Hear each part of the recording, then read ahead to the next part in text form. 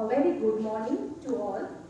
On behalf of Ieee Women in Engineering, Ramya Institute of Technology, I extend a warm welcome to all for the felicitation ceremony of Padma Shri Dr. Sharada Srinivasan and Dr. Shobhana Narasimhan. I now request Dr. Annapurna Patil to lead the dignitaries onto the dais.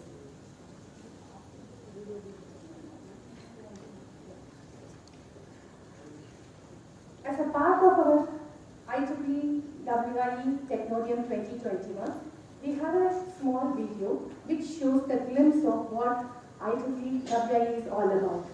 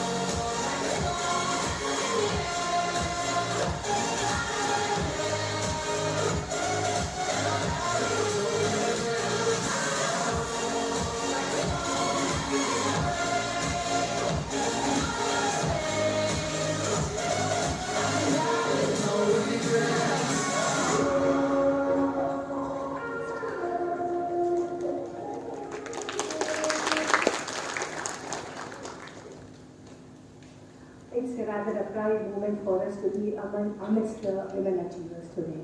I now request Dr. Annapurna Patil and Dr. Shobha to lead the dignitaries onto the dais.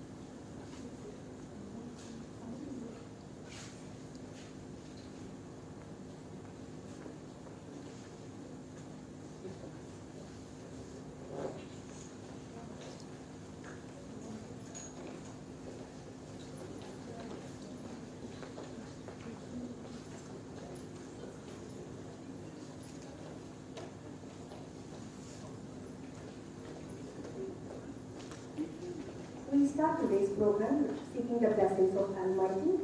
And we now present Ramaya anthem, and I kindly request all to rise for the Ramaya anthem.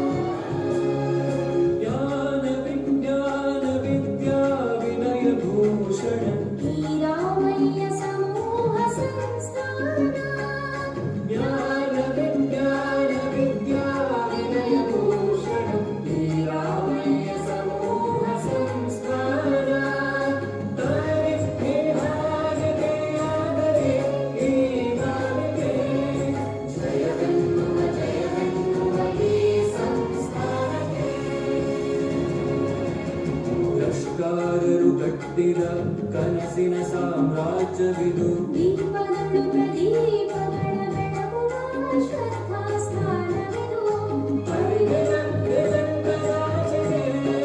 ಜಗೆಯುವ ಸಂಪನ್ಮೂಲವಿದು ಗೃಹ ಗೃಹದಲ್ಲಿ ಸಹನೆ ಮಾಡುತ್ತೆ ತಂತ್ರಜ್ಞಾನದ ಸೋಪಾನವಿದು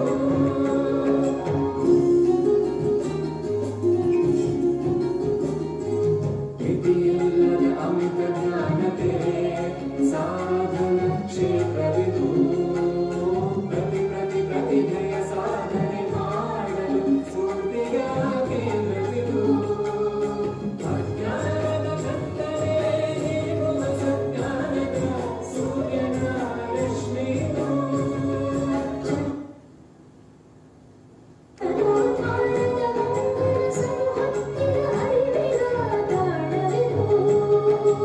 ಅರಿವಿನ ಹಣತೆಯು ಬೆಳಕನ್ನು ಚೆಲ್ಲಿದೆ ಅಸಂಖ್ಯಾತ ಕಿರಣಗಳು ಎಲ್ಲೆಡೆ ಹೊರಹೊಮ್ಮಿವೆ ಜಯವೆನ್ನುವ ಈ ಸಂಸ್ಕಾರಕ್ಕೆ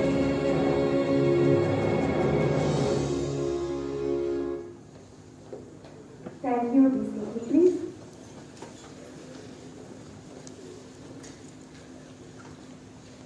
I now call upon Dr. Maya Bharti, convener, Ieee Technodium 2021, to deliver the welcome address.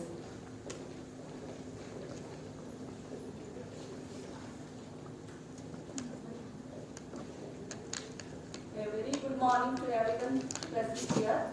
Respected chief guests, dignitaries on the dais and off the dais, organizing committee, and delegates of IEEE Technodium, myself, Professor Maya Bharti, as the convener of this event. It is my privilege and pleasure to render the welcome address here today. My hearty welcome to today's chief guest, Padma Shri Dr. Sharada Srinivasan of National Institute of Advanced Studies, and Professor Shobana Narasimhan, Professor at Jawaharlal Nehru Center for Advanced Center for Scientific Research. Welcome, you madam. It gives me great pleasure to welcome you all on behalf of IEEE Women in Engineering at Ramaya Institute of Technology. I would like to start the welcome address by offering prayers to our Honorable Town Chairman, late Dr. M.S. Ramaya, a visionary educationalist, industrialist and philanthropist, and founder of Popular Education Foundation way back in 1962, under which Ramaya Institute of Technology, self-financed technical education was established. RIT provides opportunities for professional education to fulfill the aspirations of large number of bright, motivated and talented students.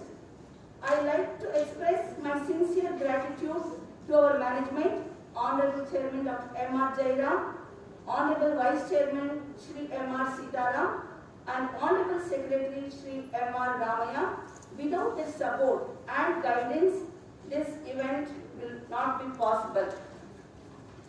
As all of us are aware, International Women's Day is observed on March 8 every year to appreciate women's efforts and celebrate their achievements in all spheres of life.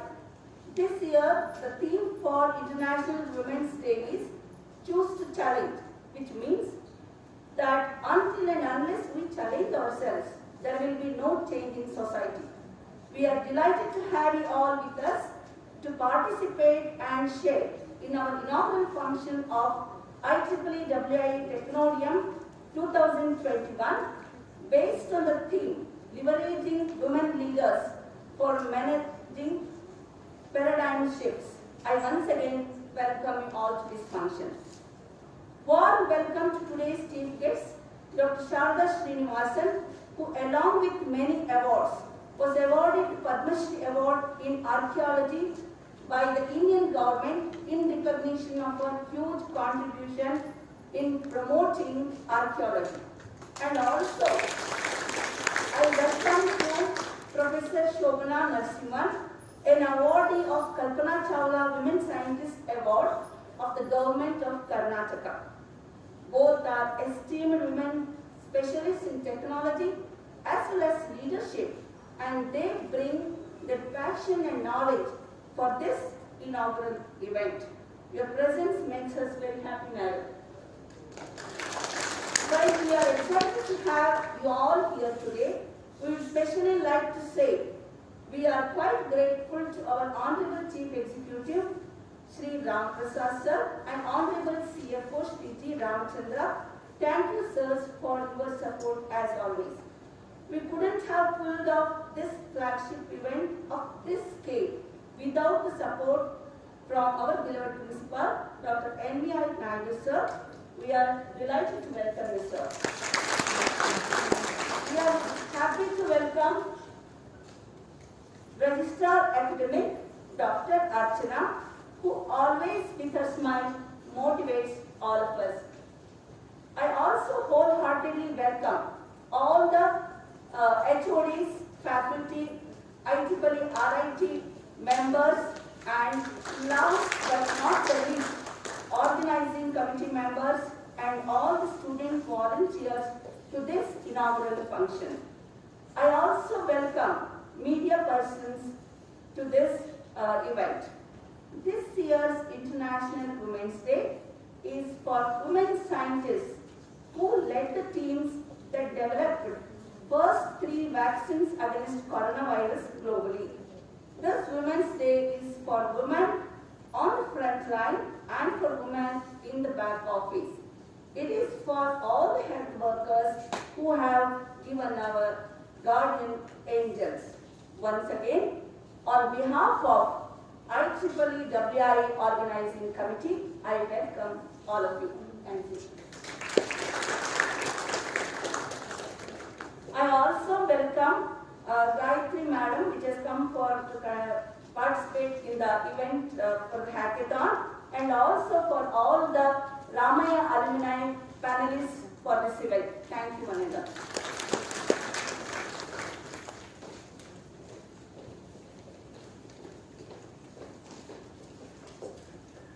We have with us our registered admin. Welcome, sir, for this program. I now call upon Dr. Annapurna Patil to just brief about the IEEE activities at IIT.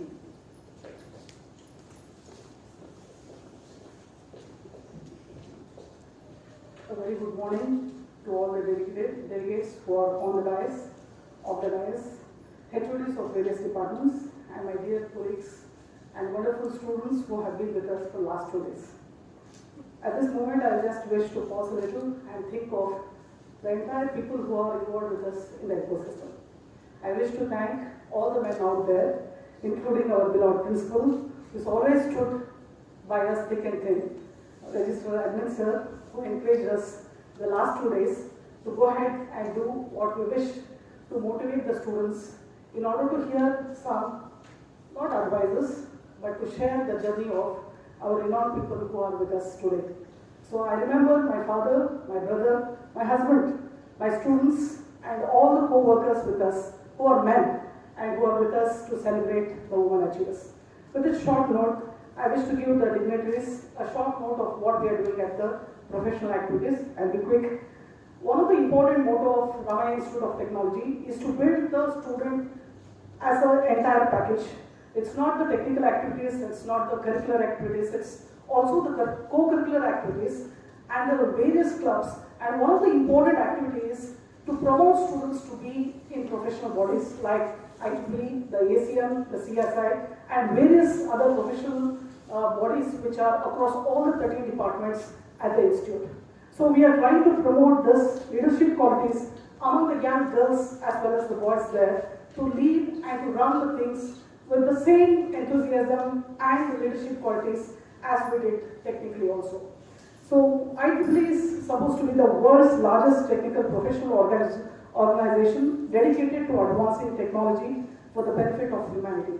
I think some of us have noticed IEEE had done a wonderful work at the Kerala branch when the entire flood situation was managed by IEEE Kerala session, and that won the global award at USA. So here at IEEE RIT, we are engaging a lot of activities for all the students, whether it is the girls or the boys, as well as the faculties also. During the critical situation like this ongoing pandemic, the IEEE community has done great work with webinars and maintaining consistency in delivering its standards. It has around 3,96,000 members across the globe and is doing extremely well with 1,07,600 students and is able to meet the situation where it is demanding some humanitarian activities along with the technical research and other issues related to engineering. At IEEE RIT, we have around 2,877 students who are a part of RIT and who have been members with the Bangalore section.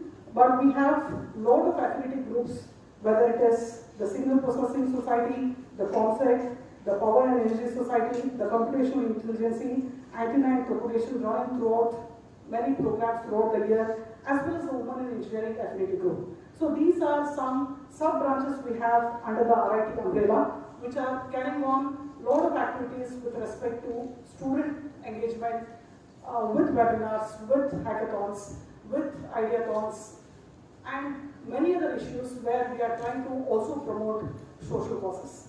So with this few information to the guests who are with us, I once again welcome all of you here, and I thank you for your patience throughout the session of today as well as the last 2 days, because it was really challenging for us to run the entire show during the pandemic. And I once again welcome everybody to this event where it will be wonderful to hear the life journey of both our lecturers. Thank you.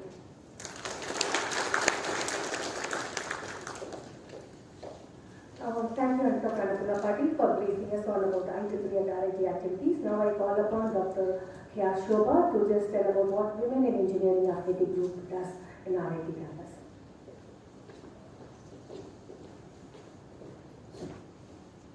Very good morning to all the dignitaries on the dais and off the dais. I would also like to welcome each one of you who are present here to this felicitation ceremony. So I'm here to tell you about what IEEE Women in Engineering is. So IEEE Women in Engineering is one of the largest professional organizations dedicated to promote women engineers and scientists and inspire girls around the world to follow their academic interests as well as their career goals. So IEEE WIE Global Network connects nearly 20,000 members, women members in over 100 countries to advance women in technology at all points in their life and career. So Women in Engineering at RIT was started in the year 2017, and we have been focusing on 4 major aspects for conduction of events. So first and foremost is the healthcare, as we believe that a healthy body has a healthy mind. The second focal point of our work is for the social improvement by conducting STEM activities for school children and taking up projects which benefit the society and the mankind. The third focal point of our RIT WIE is technical growth of students to help them achieve good careers and technical skill sets to face the industry challenges. We also focus on developing leadership abilities to the students as well as the faculty members. Now, as part of WIE Technodium 2021, from the past 2 days we have been conducting events. We have conducted 2 workshops. one on cyber security from Cisco and the other on soft skills.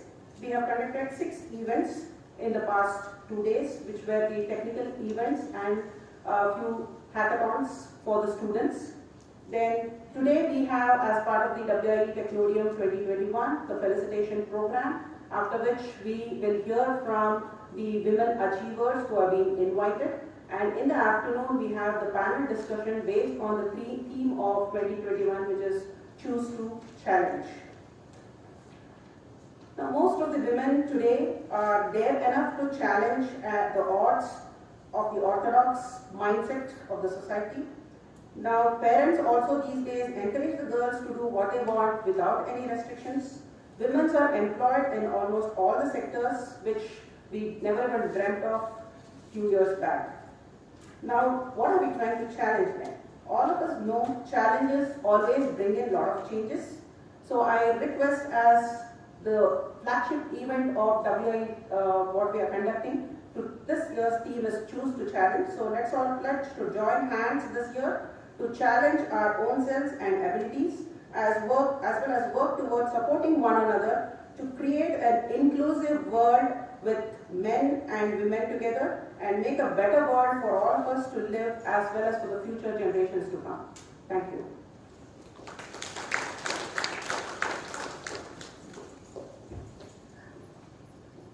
Light symbolizes abundance, prosperity, and knowledge. Lighting of an oil lamp symbolizes our humility towards bow down to knowledge. In a symbolic way to represent this, we just have a lighting the lamp ceremony, and I will request our dignitaries to join in lighting of the lamp.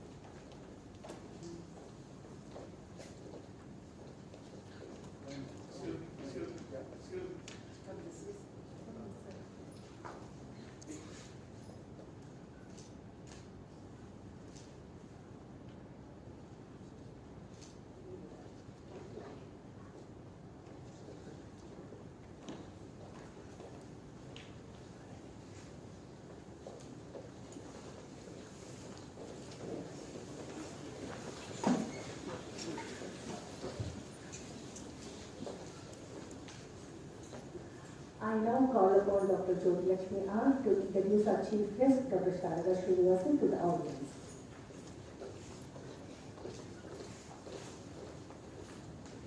Good morning. It's my proud privilege to introduce our Chief Guest for the day. Dr. Sharada Srinivasan is a professor at the National Institute of Advanced Studies, Bengaluru. She received the Padma Shri, the 4th highest civilian award from Government of India in the year 2019 for archaeology. She has made pioneering contributions to the study of archaeology and history of art from the perspective of exploring engineering applications in these disciplines. Professor Sharada Srinivasan's landmark contribution include archaeometric characterization of bronzes of South India using lead isotope analysis and archaeometallurgical studies on ancient mining and metallurgy in southern India. She has earned a PhD from the Institute of Archaeology, University College of London in 1996 on archaeometallurgy of South Indian bronzes. She got MA from School of Oriental and African Studies, London in 1989 and BTech in Engineering Physics from IIT Bombay.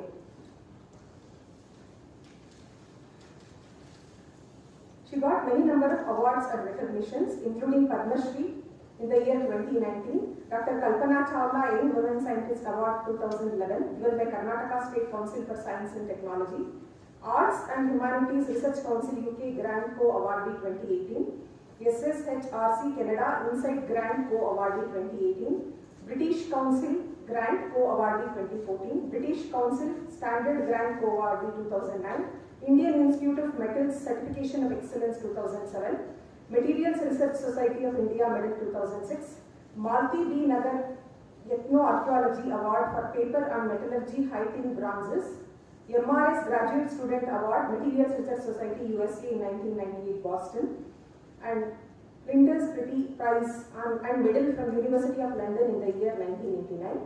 And she got many fellowships like Adjunct Fellow since 2019 in Indian Institute of Science Center for Society and Policy, Honorary Research Fellow, University of Exeter since 2011, Elected Fellow, Royal Asiatic Society of Great Britain and Ireland since 2007, Elected Associate Fellow, World Academy for Art and Science 2010, Charles Wallace Trust Visiting Scholar 2012, B&A Nehru Fellow to 1996, British Shewing Scholar 1990 to 1995, and others. It's our privilege to have you with us now. I now request our respected principal, Dr. Ieee Live Rit, Dr. Ashwina, Registrar Academics, to join in felicitating Dr. Sharda Srinivasan.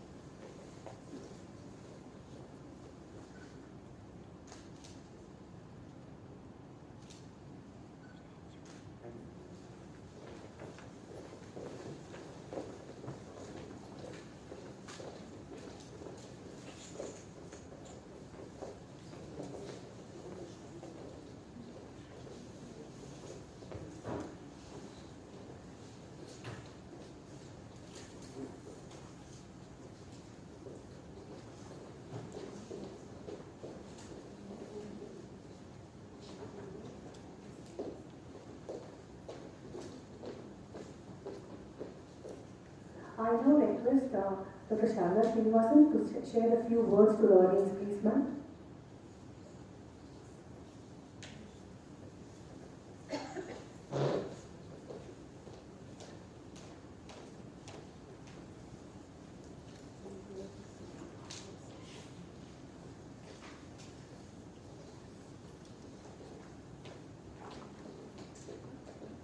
Good day to you all.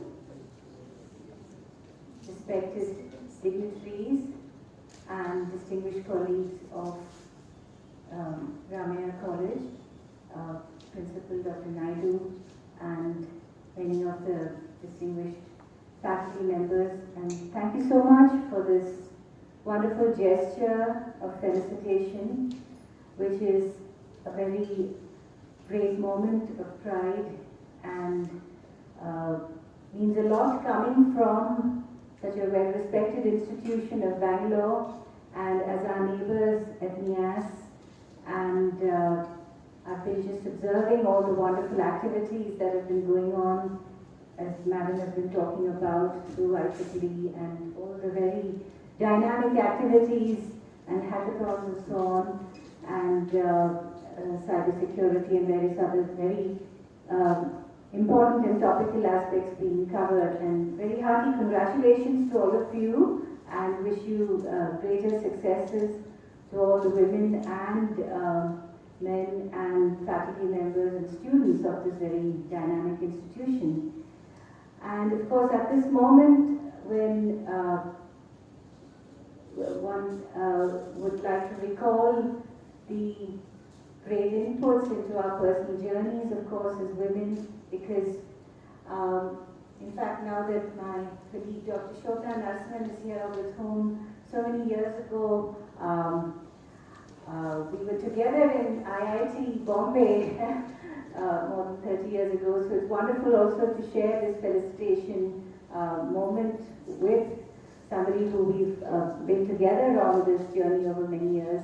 And I'm also reminded, of course, of the enormous support of the family, which is terribly important also for us, particularly also as women. And my mother, who is the chairperson of World Wildlife Fund, and of course, my interest in the sciences was thanks to my father, who was the former atomic energy chairman, and he used to take me to all these nuclear installations and explain the processes. But my mother had a real streak of adventure in her. She was always doing very extraordinary things. She was the chairperson of World Wildlife Fund, and she was rescuing turtles from ponds, and then going off on all these treks and pilgrimages she took me to. So that actually led to my interest in archaeology and archaeological sciences. And of course, we also owe a lot to many of the visionaries who have founded so many of these great institutions. And I would also like to recollect, of course, Anna Newham, but my mother's grandfather, C.P. Ramaswamy Iyer, who, in a way, I think it's thanks to him that also there's been a very outward-looking vision in many of our family members as far as women and their achievements are concerned, because he, in his time as Diwan of Travancore many years ago, he was one of those who pioneered women's education. And so Travancore was one of the very early states in India which had primary education for women, and we're also seeing the results of those kinds of visionary thinking also with Kerala taking the lead in so many ways in women's developmental indices and so on. And of course the Temple Entry Act, which was another very reformist movement of this. And that was of course a time when there were so many remarkable women personalities. As we were also watching, I was also reminded of Bharat Ratna and Ms. Subbalakshmi and so many others who he was interacting with, and Dr. Muthulakshmi Reddy, who was the first person to go into a women's college, and of course was also then inducted into the Madras Legislative Council, with whom he interacted and invested and so on. So we owe a lot to a lot of the visionary thinkers, and so we have to also play that role for not just our own families, but for the wider community and for the generations to come, in the way we mentor and reach out and pass on the baton to the future generation. And because although we have achieved so much in India, I mean, there are still many parts of India which have very deeply entrenched patriarchal attitudes and a lot of so as many women as we can reach out to and empower, and also the sensitization of men as well, because in NIAS, for instance, we have these courses in which it's not only about women talking to women about these issues, but the men have to, the younger people also have to be sensitized, and men have also had to be drawn into this conversation. And it's wonderful that you have such enlightened leadership, such as with Dr. Naidu and so on. And I think these are very important. So some people say, why have all these days celebrating Women's Day and so on, because isn't that sort of mollycoddling the women and making them feel that they're then somehow put in a certain category and not just taken on board as equals in a way. But still, I think it does play a big role in terms of reaching out, and also there are so many there's so many cogs to the wheel. There are so many of the staff, the helpers and so on. Even in these very distressing times of COVID, of course, there are the doctors and health workers, but there are also the less visible ASHA workers, women, who've been going from home to home, doing contact tracing and playing so many very important roles. And of course there was this very well-known drawing by this young boy from Kerala which won an award, where he was showing all the work that the women were doing in the home and what his mother was doing. So there is all these other kinds of contributions which have to be recognized and given more support. And I think women in STEM have their own very distinctive contributions to make, and I think they also bring very out-of-the-box elements of thinking as well, which I think is very important, because they can perhaps see the balance between science and society at one level. So these are very important parts of the dialogue, and again, I'm so happy that you have made such enormous contributions in these directions, and wish you all very, very well. Thank you.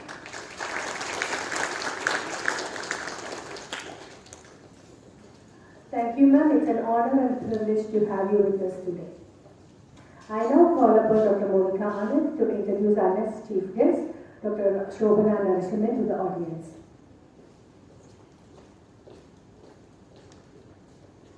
Good morning, everyone. I'm glad to introduce Dr. Shobhana Narasimhan, one of the chief guests of today's function. Shobhana is a professor at the Theoretical Sciences Unit of JNC ASR, where she's been working since 1996. A few words about her education. She did her BSc in St. Xavier's College in Bombay. She got her MSc in Indian Institute of Science, Bombay. And she did her PhD in Harvard University in 1991. She's also worked in Max Planck Society, Fritz Haber Institute as a Max Planck Fellow, and in Brookhaven National Lab, USA. She's held various visiting positions in Germany, Italy, France, and Cambridge over the years. An abridged list of her awards and recognition includes the following. She's a fellow of the National Academy of Sciences and Indian Academy of Sciences.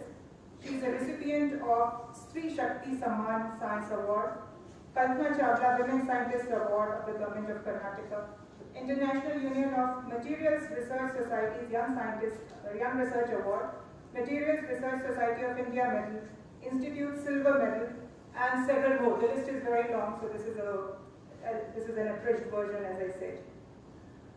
She's had great interest in developing innovative teaching methods so that students can be encouraged to move away from the traditional learning by rote imposed by the Indian educational system to a learning pattern that emphasizes concepts rather than facts. She's taught several courses over the years, and she has been very active in organizing workshops on condensed matter physics, electronic structure, and density functional theory in workshops in Santa Barbara, Bangalore, Kolkata, Kenya, Italy, Ethiopia, South Africa, Iran, and China. She is also one of Leelavati's daughters. Those of you who have heard about the book would know that this is a book about women scientists in India. There's a chapter on Shobhana in that book. She has added the latest figure in her cap when she was elected as an honorary member of the American Academy of Arts and Sciences in the year 2020. The previous recipients of this honor include Charles Darwin, Albert Einstein, and Nelson Mandela. It is a pleasure and honor to have Shobhana in our midst. We welcome her and look forward to her talk. I'm sure your presence here will be very motivating to the young girls and boys present here. And as her application from our sir, our felicitation for Dr. Shobhana Narasimhan, I would request our principal, Dr. Ieee Naidu, and Registrar Academics, Archana ma'am, to join in felicitating Dr. Shobhana Narasimhan.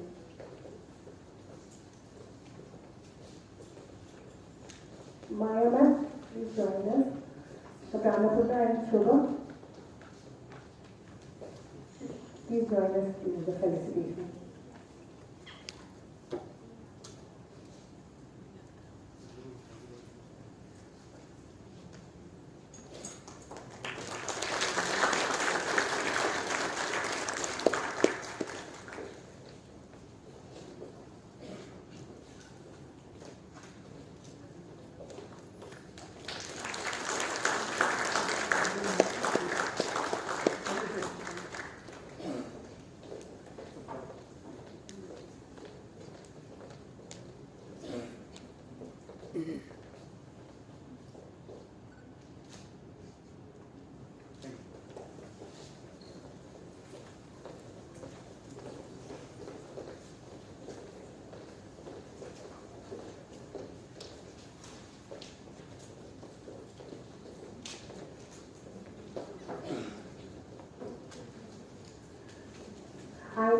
request Dr. Shobana Dasanan to say a few words to the audience. Ma'am, please take over.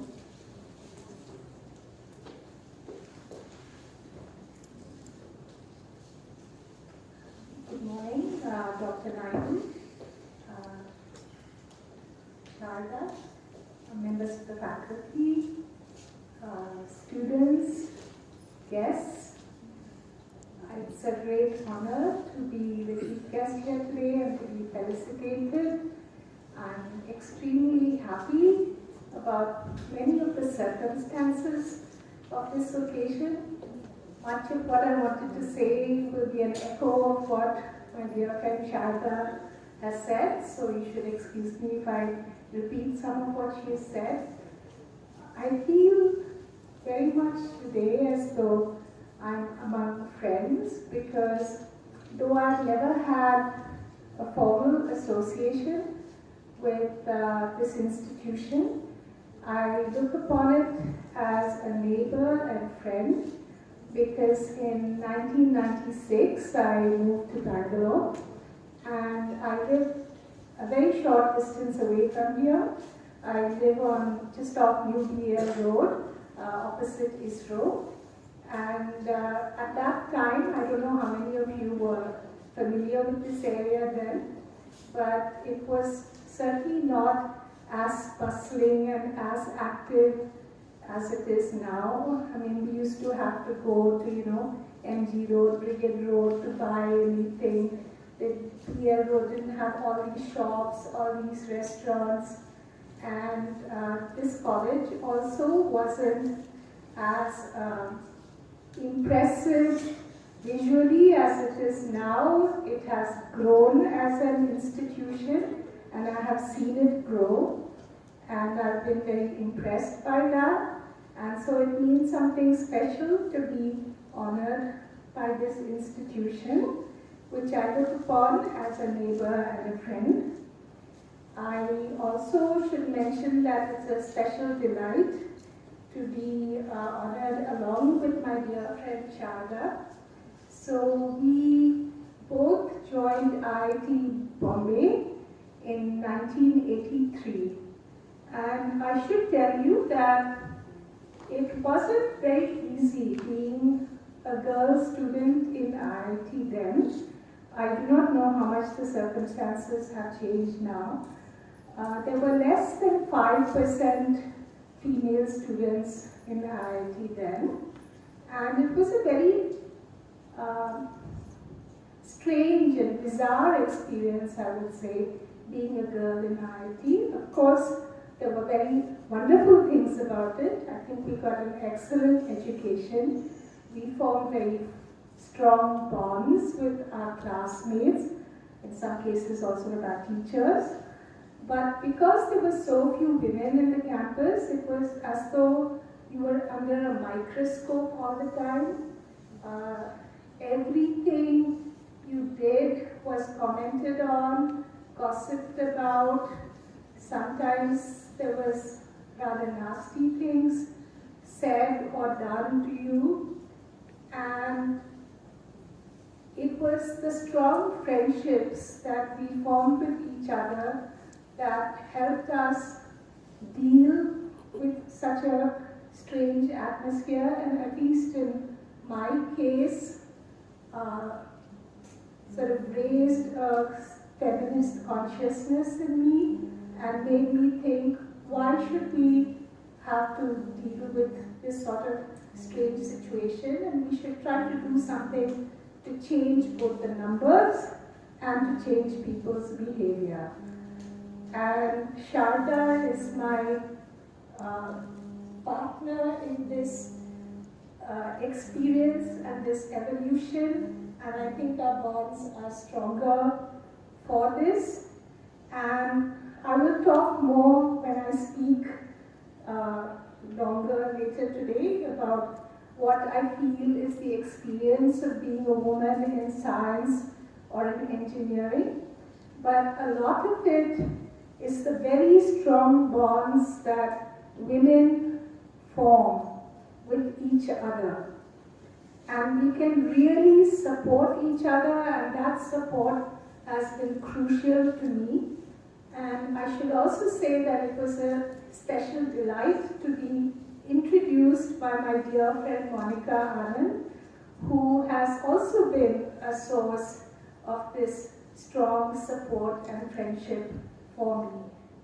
I should also mention that it gives me great pleasure to see men, including young men in the audience today, because if we want to change things, we cannot do it by women acting alone.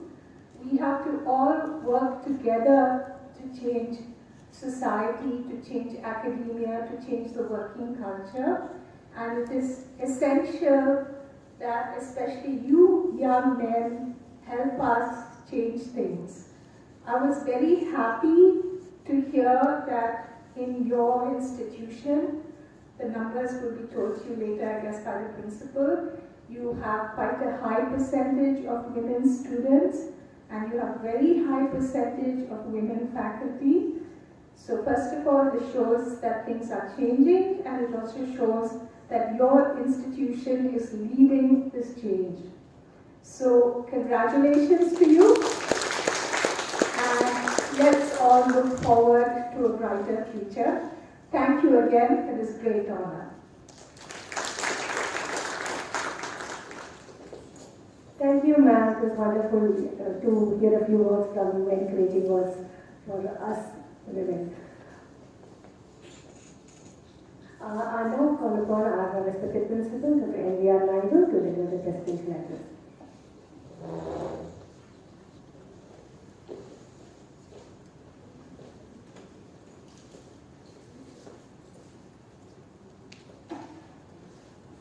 A very good morning to one and all present here. The dignitaries on the dais, Padma Shri Dr. Sharada Srinivasan, Professor, National Institute of Advanced Sciences, Professor Shobhana Narasimha, Professor Jawaharlal Nehru Center for Advanced Scientific Research, Bangalore. Both the institutions are our library institutions only. You know that one is right in front of our gate only, that is Riaz. Another one is Professor Shobhana Madam worked in IAC, then Professor Sierra floated the center, that is the Jawaharlal Nehru Center for Advanced Scientific Research Center. She is working there. Both the institutions are our library institutions. Then Dr. Achara Madam, the Registrar Academic, Dr. Maya Karke Madam, Professor and Head Electronics and Communication, Sri Mahadev K, the Registrar Admin, Srimati Gayatri Madam, all the HODs of the various departments, the faculty, professors, some panelists from alumni, and my dear student friends. This the IEEE Women in Engineering Technology 2021. This was supposed to be conducted in the month of March, that is this month only, 8th, and all the Women in Engineering team came and asked me. I said, because the same day, you all know, the classes for the 4th semester, 6th semester, and 8th semester started. I said that the students may be very difficult to assemble, because normally the general attendance of the students, they come 1 week late. I thought better let the students settle down, then we can plan. That is the reason it is delayed. No, the International Women's Day is the March 8th. That is the reason it is getting delayed. And first of all, I congratulate the team, that is Women Engineering team. They floated as Dr. Shobhana told, floated in the year 2017. Since then, every year we are conducting very effectively by inviting at least 1 or 2 achievers, and we have been felicitating. So congratulate the team for maintaining that from the beginning without fail. They have been involved very actively. Apart from conducting the various activities under the Women Engineering, they invite experts like the Sharada Srinivasan Madam and Professor Shobhana Madam. Every year we have been doing it. I congratulate on this occasion.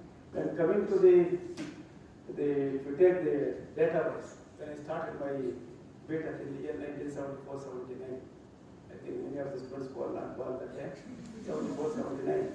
And during that time, we were totally across the college 120 students. Only the 5 branches, each branch around 20-25. Only the 120 students, all the 5, that is electrical, electronics, very well computer science, civil, mechanical, I think one more branch, I think it is chemical. Only 120. Of that, only 4 girls were there. That is entering during the 1975-79, as the Shobana Madam told, that time not so easy, only 4 students. That is 2 students of my own principal, Professor Vaiki Gopichan, one daughter Padmaja, she was in civil engineering, and one daughter Kalyani Madam, she was doing the electronics. Only 2, and the remaining 2 came from other branches. That was the strength. And only one faculty was there, that is Dr. Ishwarama. That was the strength when I was doing my BE 5-year program, 74-79. Then I started my career here in 1983, February 17. It is almost 38 years completed. That time, the students, transfers were across the college. There was not even 60. Across all the branches put together. That time, now we have 13 programs. That I remember, 6 programs were there, 7 programs were there. Only, not only 80. Total, all the branches put together. And then the computer science also was there. Then, but the only thing is, out of the 80 students, mainly only computer science, civil, mechanical, have no chance. The electrical, electronics. The faculty were, I remember only 5 faculty, Kalyani Chandrasekhar Madam, civil 2 faculty, Vatsala Madam, and Sunita Madam, Rama Madam, and I think 1 in physics. Only the 5 faculty were there out of 200 faculty across the institution. That is in the year 1983, February when I died. Now the faculty is now almost 380. The total strength, if you take the students, are 6,500 students across the college yearly. The percentage of the students recently, the last month, 25th and 26th, the NAC committee has come, and it is a mandatory that 48% of the students, male, female. The Pakka data is the faculty is 46%, and remaining 54% is the male faculty, and female faculty is 46%. The students are 1/3. 33% of the students of the females out of the total remaining, but still the female students are less. But if we start another 2-3 computer science and information science programs, another 2 years it might be taken off. Because you know, generally computer science, information science, architecture, and all, the female strength is more than that. What I say is, but reasonably good, it is there, but still there is a long way. Not only the strength, achievements also. I am very happy to see beginning almost around 2 minutes of video. Starting with political levels, first prime minister, first cricketer, at the national level, all legal, all sports, games, etc. So everywhere it is there, but the number has to be increased. That is very important. That was only the first prime minister was Indira Gandhi after 1977. Then there was nobody. The same way, if you take only one president, that is Pratibha Patil, after that nobody. There are people we expected that Sushma Swaraj is going to take over. Maybe the Prime Minister or the President, but finally she would have, finally she is no more.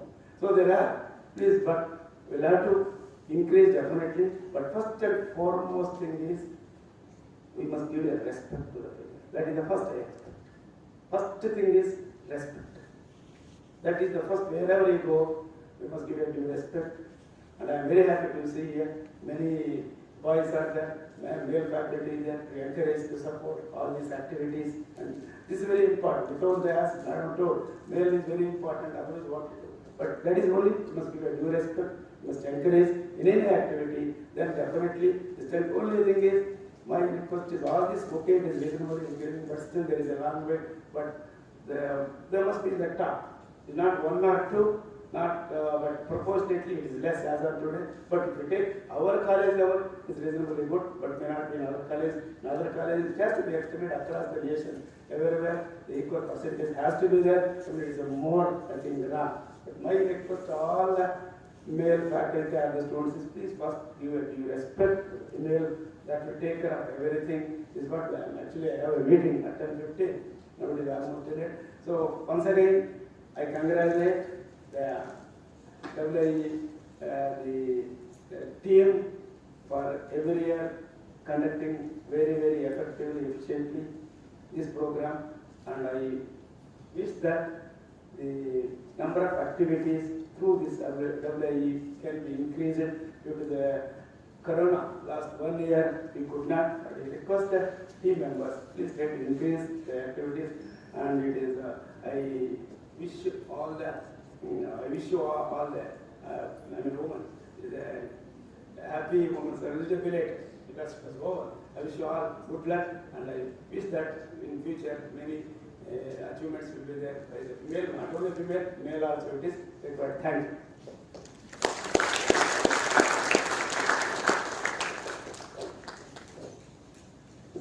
Okay.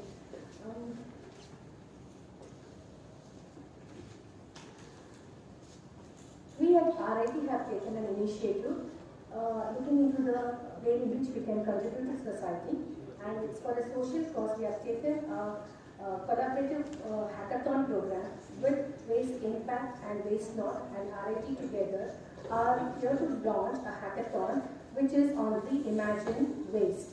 It is basically hacking for clean nation. So we have the theme as plastic and data analytics, and we have with us Gayatri ma'am and Ravi Teja from the Waste Impact and Waste Not with us to just brief up, and we can have the hackathon launch and the basic essential need for this launch. I think Ravi Teja can say a few words.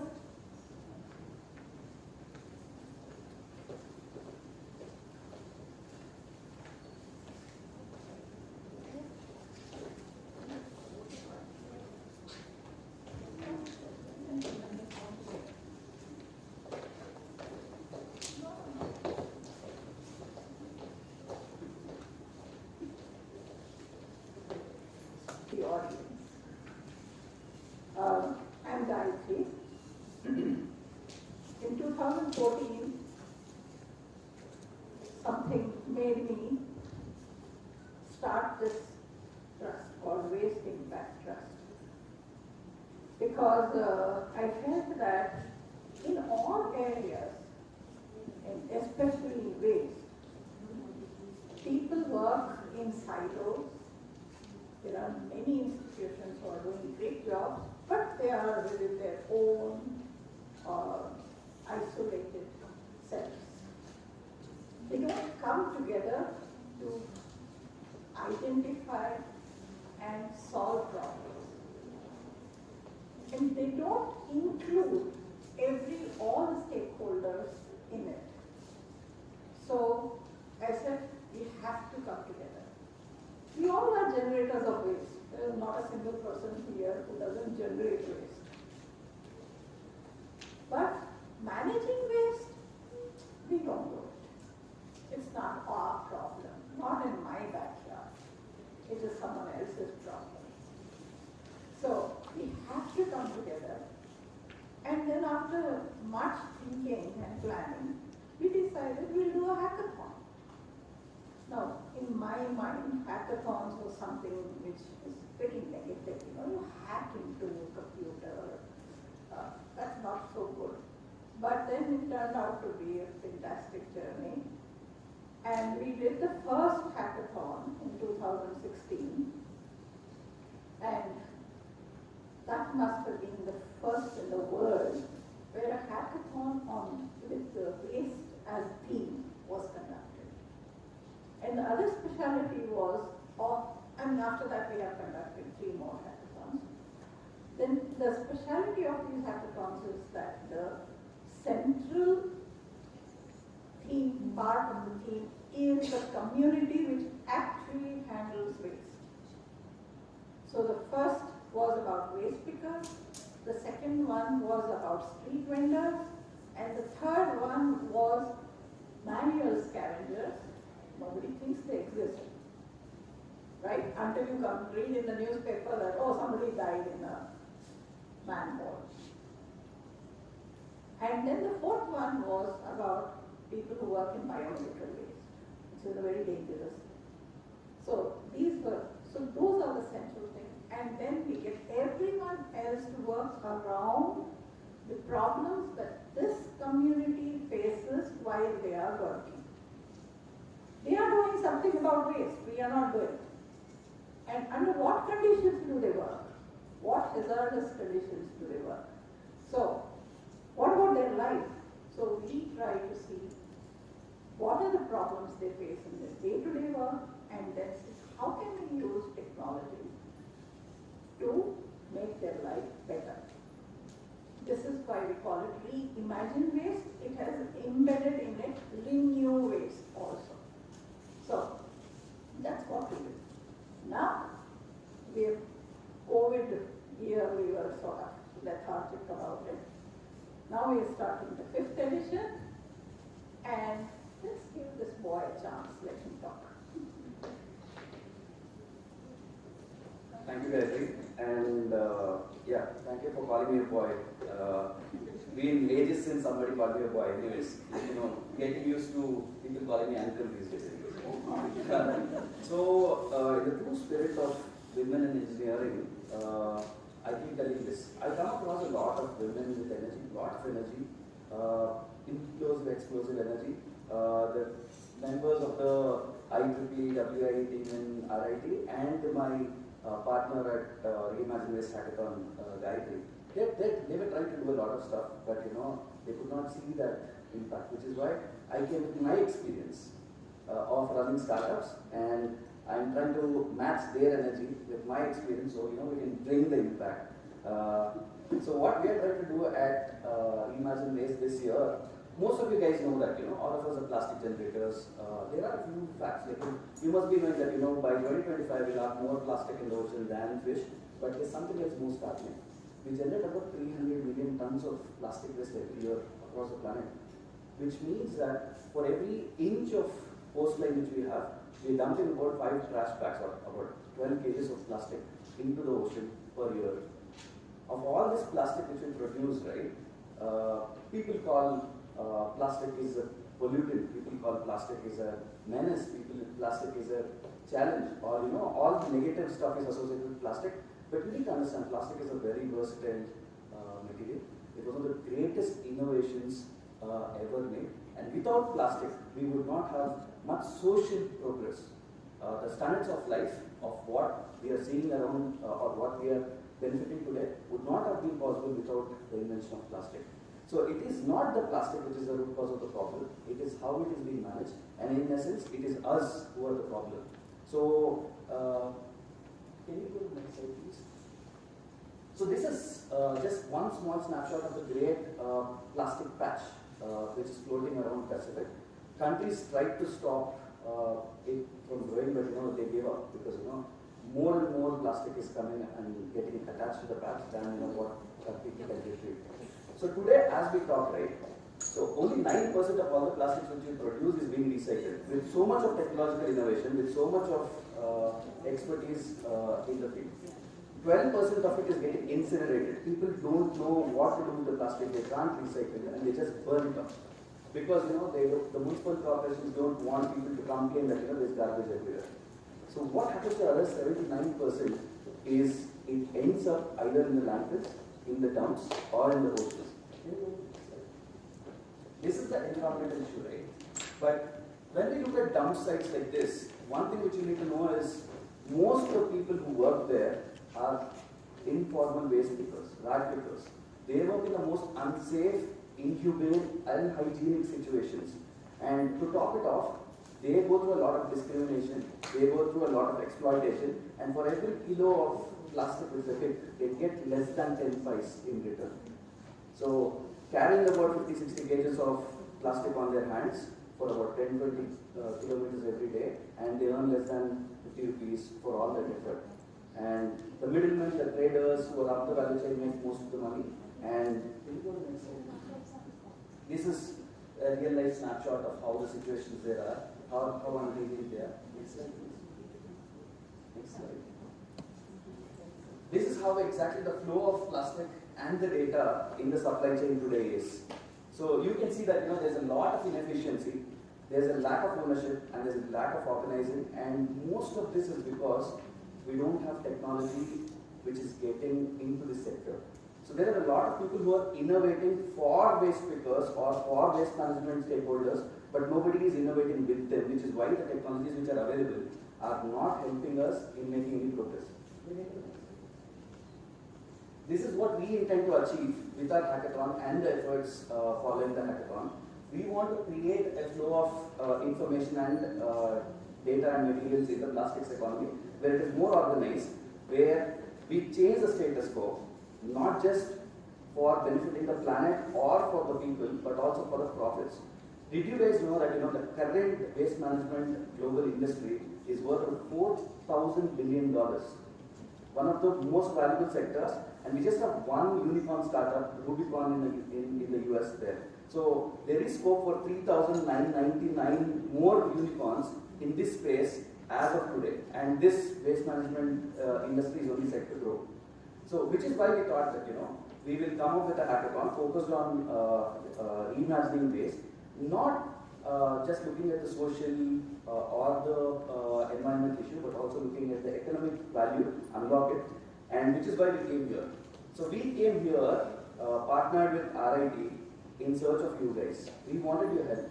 We wanted your problem solving skills. We wanted your fearless imagination, and we wanted your technological abilities, your data analytics skills to come together to solve the challenge of plastic what we have.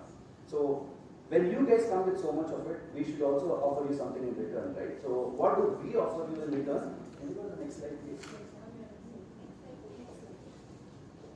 So at Reimagine Waste, this is the process which we are going to be following. So we want you guys to come with explosive intent, pure intent to change the status quo, to bring the change. At the hackathon, we will help you feel the problem. We will give you the immersion. We will help you understand what are the grassroots issues which have to be tackled. We will help you frame an insight, again understanding on what are the challenges which people are facing there. We will help you shape your idea. We will help you imagine how that idea can solve the challenge or how that idea can scale. We will also help you iterate your prototype.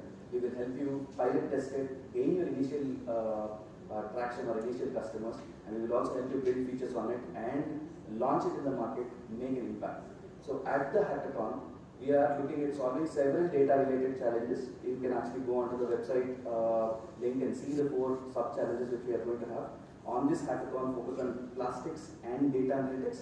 And after the hackathon, all the winning teams are going to be incubated. They will get whatever support which is required, be it capital, be it community, or be it connections required to build a prototype, to pilot test it at relevant custom live scenarios, and connect them with relevant customers so they can gain their initial traction, gain their initial revenue, so they can build a viable, fundable and scalable startup coming out of it. So we are not looking at solving just a social issue or an environmental issue, but we are in this journey with you guys where we want you guys to identify opportunities within the waste ecosystem and build successful startups out of it, so you guys can employ your colleagues or your juniors going forward.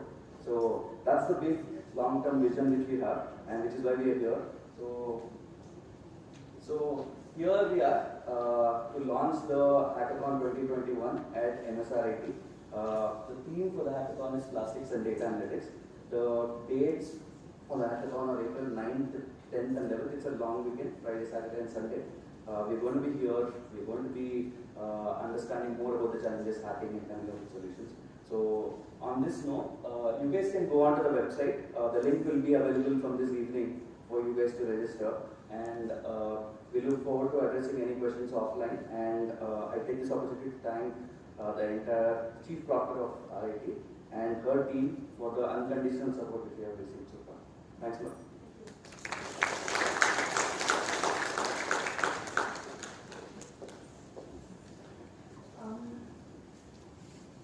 Thank you for leading up on the hackathon and Teja.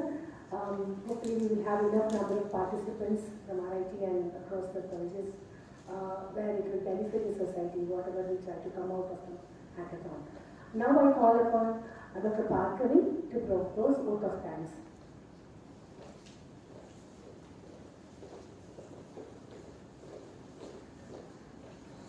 Good morning, all and all. It's a great privilege and a great joy for me to extend a vote of thanks to all those who have contributed in one way or the other to make this 3-day IEEE Technolium 2021 a grand success. First and foremost, I would like to thank our management who have been very generous in supporting all these kind of technical events. In spite of their busy schedule, our chief guest, Batmasri Dr. Sharda Srinivasan ma'am and Professor Shobra Narasimhan ma'am have accepted our invitation and raised the occasion. We would like to express our deep regards and hearty thanks to them for gracing this inaugural ceremony. Our Honorable CE Sir, Sri B.S. Ramprasad, drives energy and enthusiasm in all of us with his vision and leadership. We would like to take this opportunity to thank our CE Sir for all his support and encouragement.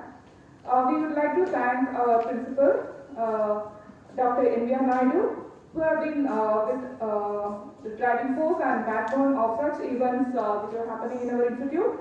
The organizing committee would like to express our sincere thanks to our principal sir. Without finance, no event can become a success. So we would like to express our sincere thanks to our CFO, Sri Ramachandra ji. And we would like to thank our academic registrar, Dr. Archana ma'am, and our registrar admin sir, who have always encouraged and supported us. We would like to thank both of them for gracing this occasion. We would like to thank our convener, Dr. Maya ma'am, and Dr. Annapurna P. Patil, and one of our coordinator, Dr. Shobha ma'am, for initiating this event and at MSRIT and for taking it forward year on year. We also wish to express our sincere thanks to all the HODs of RIT, of various departments for their constant support and encouragement in organizing such collaborative events. Our sincere thanks to the print and electronic media for their presence and giving excellent coverage of the Technolium 2021. Always teamwork divides the task and multiplies the success. Our sincere thanks to the organizing team of faculty and students who have worked beyond working hours to make this event a grand success. A wonderful video which was played at the beginning of this event was the initiative carried out by IEEE student Morgan and his team. We would like to give special thanks to them for their teamwork and effort what they have shown us through the video. Our sincere thanks to all the participants who have shown interest in this event. Lastly, I would like to thank one and all who have contributed to the success of this event. Thank you all.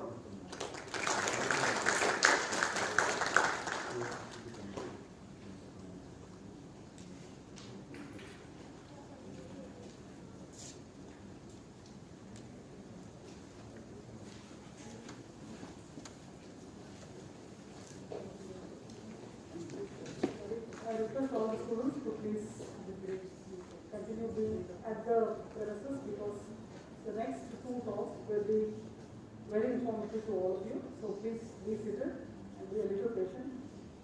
We will set the dais and I request the dignitaries to please stand over to have a group photo.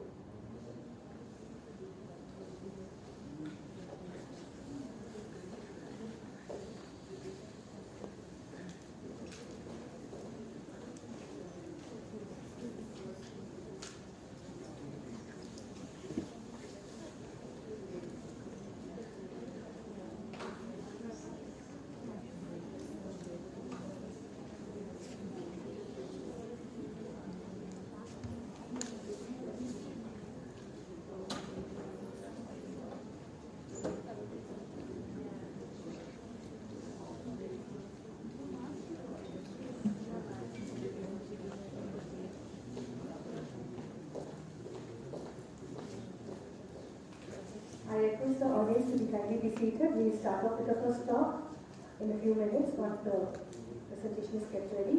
Just give a few minutes time, we will be starting it soon.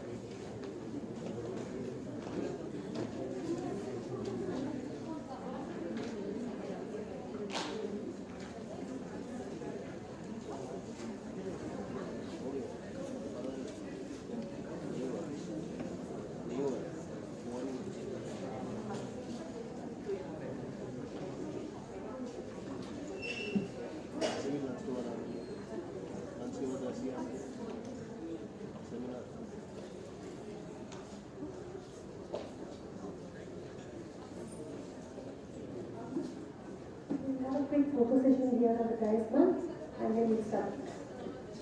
Yeah.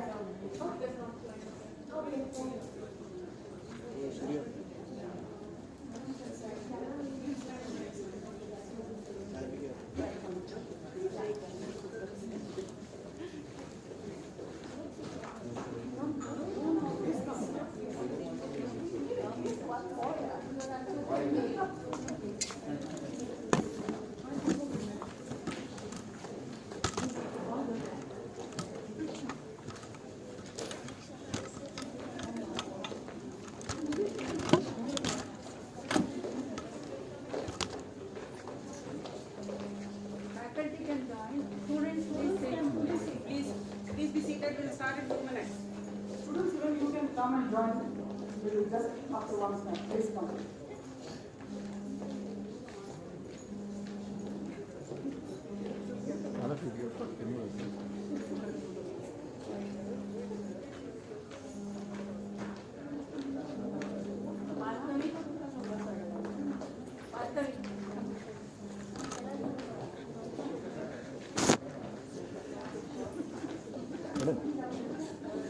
Please come forward, madam. Madam, please come forward. Here, here, madam. Madam, here. Come here, please. Madam, please.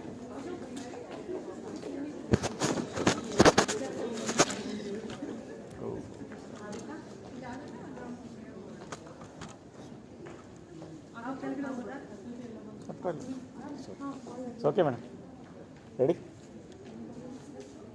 Smile, please. One more. Ready, madam? Smile, please. Thank you, madam. Students, you can quickly come. Come forward, please.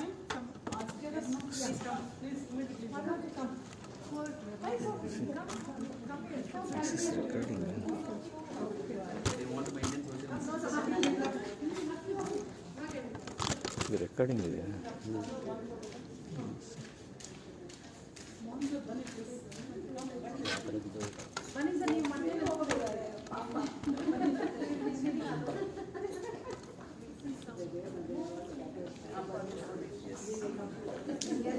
So now we have submitted.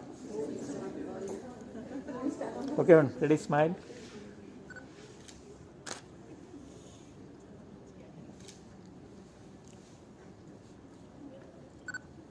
Thank you, madam.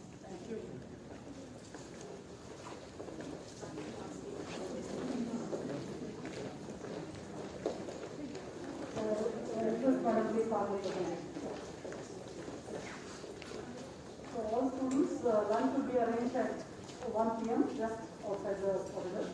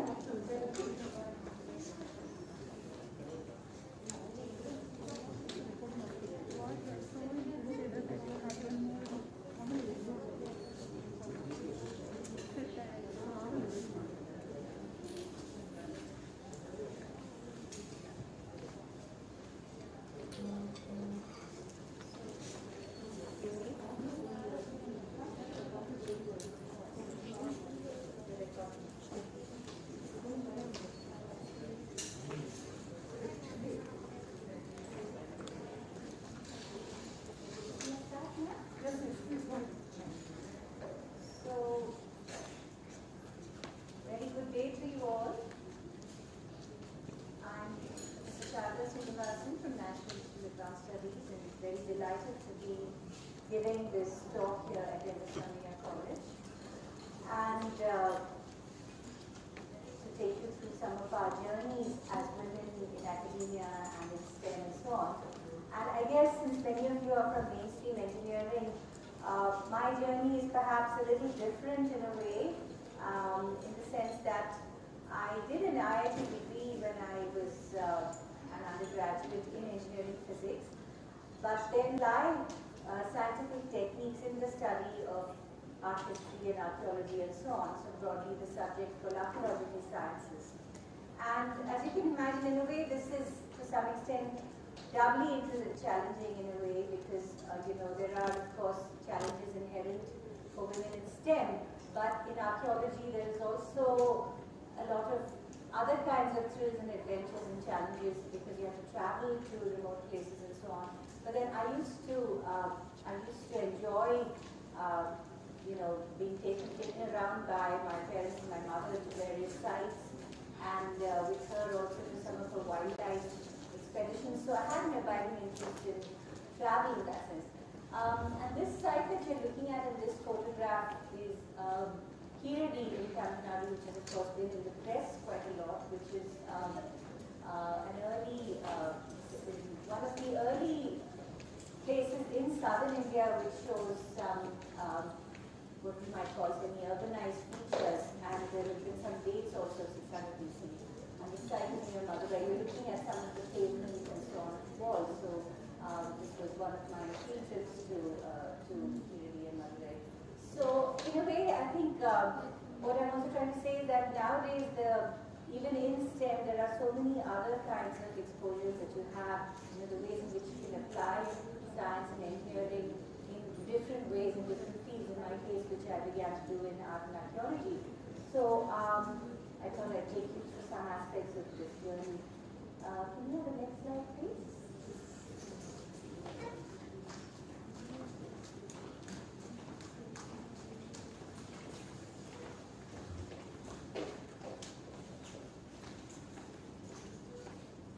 So one of the major areas which I've really worked in and studied is to do with what can be broadly called archaeometallurgy, or the applications of science and technology in metallurgical heritage.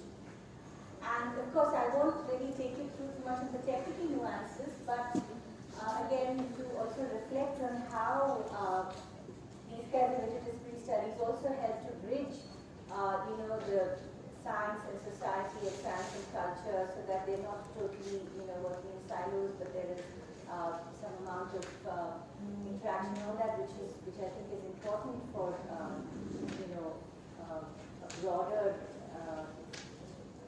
for the common good. Because in a way, one of the impulses for me in those days to move away to some extent from mainstream, let's say, physics, which I was doing, was also that I felt that it was, just being in a lab was one thing, but I also wanted to know what was going on out there, what was happening, and especially in India, there's such a marked urban and rural divide, and there are so many communities and craftspeople and so on.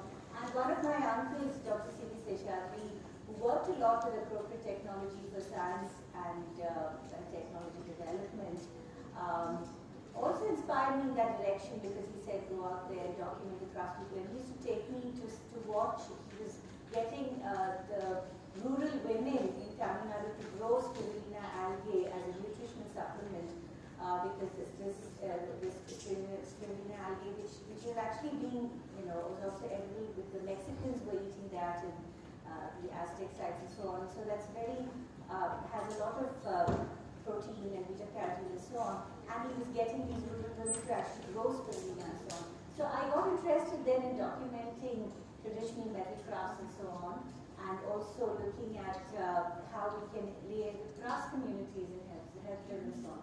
And of course, you're looking here at the celebrated Delhi Iron Pillar, which is stands testimony to Indian accomplishments in terms of metallurgy in the past, which has a Gupta inscription of about the 4th century CE. And we were also involved in NIAS, some of us, Dr. Baldevraj, Professor Raghunath, and myself and others, in a campaign to get this Delhi Iron Pillar listed as an ASM International Landmark, which is an international listing which includes the Eiffel Tower and many other important, the Iron Bridge Gorge and so on, many other important heritage sites. And so we were successful in getting the Delhi Iron Pillar listed as a historical landmark. And that plaque also says, the rustless metallurgical marble dedicated to ancient iron making traditions and blacksmiths of ancient India. So these are all, these very resilient communities of artisans and so on who have carried forward this technique of making, of forging wrought iron looms to make this iron pillar and so on. And talking about women, I was also reminded there's a lovely verse by Akka Mahadevi, the great 12th century Kannada poetess who wrote numerous vachanas about her dedication to Shiva and so on. And she also seems to have been quite perceptive and was probably observing iron working traditions. And she writes here, well, so that the well is not seen. It has two meanings really. It is in the one sense that you have to, work an artifact so well that there are no flaws, but also metallurgically speaking, the better you weld it, the stronger that metal will be. And there's also a transcendental meaning to it that whatever the fruits of your action, at the end of it, the artifact, it arises beyond that and it has a certain beauty of its own. And of course, when I'm also studying, crafts and metal crafts, I also always try to look out for women in these fields as well. And this is in fact just right outside Bangalore, the slide that you're looking at below, which is a foundry of Mangama, who is a lady blacksmith.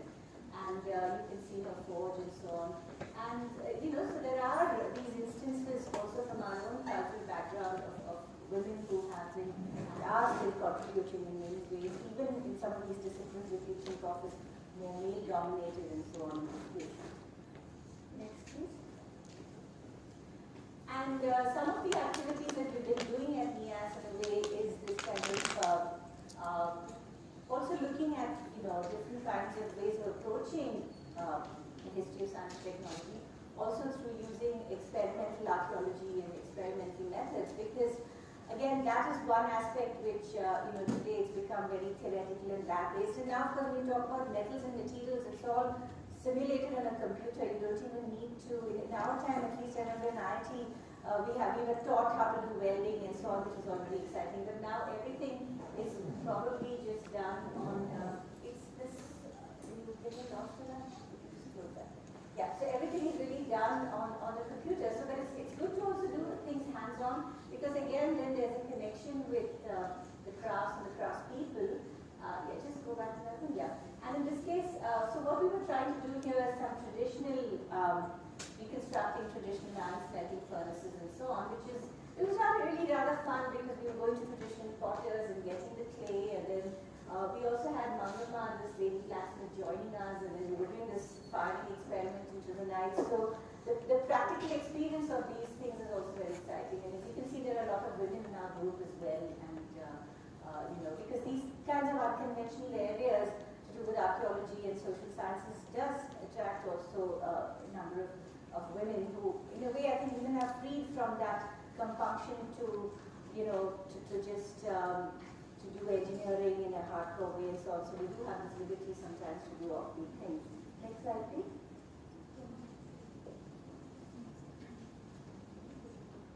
So I quickly try and just take you through some of the studies. And as I say, I do look out for women patrons or women poets and saints and things like that along my work. And this was a celebrated Nataraja image, which was a large part of my study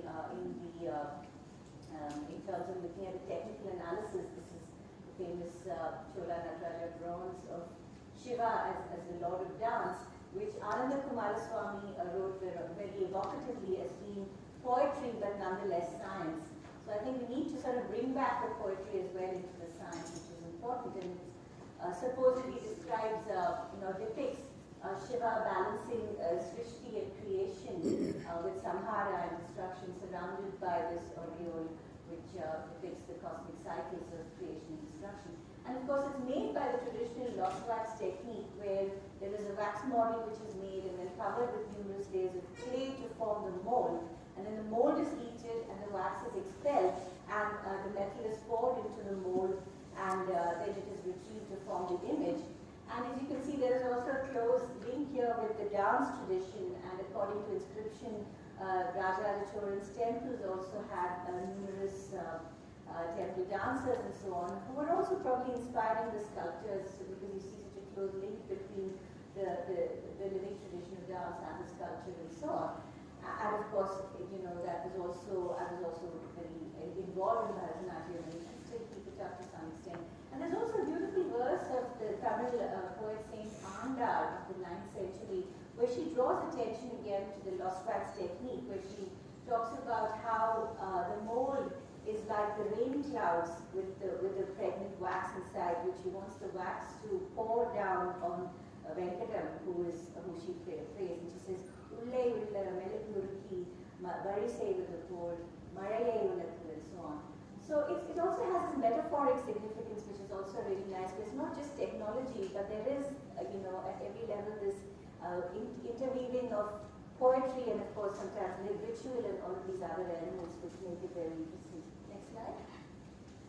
And speaking of women and, you know, inspiring figures from our own past and antiquity, I mean, one of the you know, things which I probably didn't know very much about till I actually started history and archaeology, studying history and archaeology, is that we also have our own role models here. It's not only that we have to look up to the West and say it was, you know, that Western feminism and that women in the West were more empowered, which is probably, you know, there are these levels of it, and that's also true. But there were also very inspiring figureheads and women from our own history and so on who we can also look up to in ways and you know, who inspire us. And you're looking here at a very spectacular bronze image in the Freer Gallery of Art, which has been identified by some scholars like Kumaraswamy as probably being a portrait of the widowed Chola queen Sembian Mahadevi. She was a very remarkable patron, and it's under her that a lot of temples began to be built for Shaivite worship. And in fact, this is a temple in Madhyapradesh which I have visited, where there are still the set of bronzes which are in worship in the temple. And this has got an inscription of the early 10th century.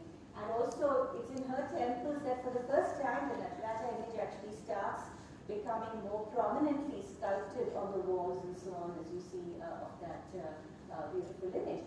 And you know, she was revered to the extent that there was also you know, apparently the portrait images of her were taken around in processional worship. I mean, these bronzes like the Nataraja and so on were, and Shivakami, who's the consort of Parvati, these were intended for processional worship as Utsav-murtis. But there was also an image of Sembian Mahadevi which was taken around in procession according to Rajendra's inscription, and offerings were made and so on. And there's also a town which we don't know much about. There's a small town in Tamil Nadu which is named after her, Sembian Mahadevi. So that's the kind of reverence in which this the queen was held as one of these remarkable figures of history.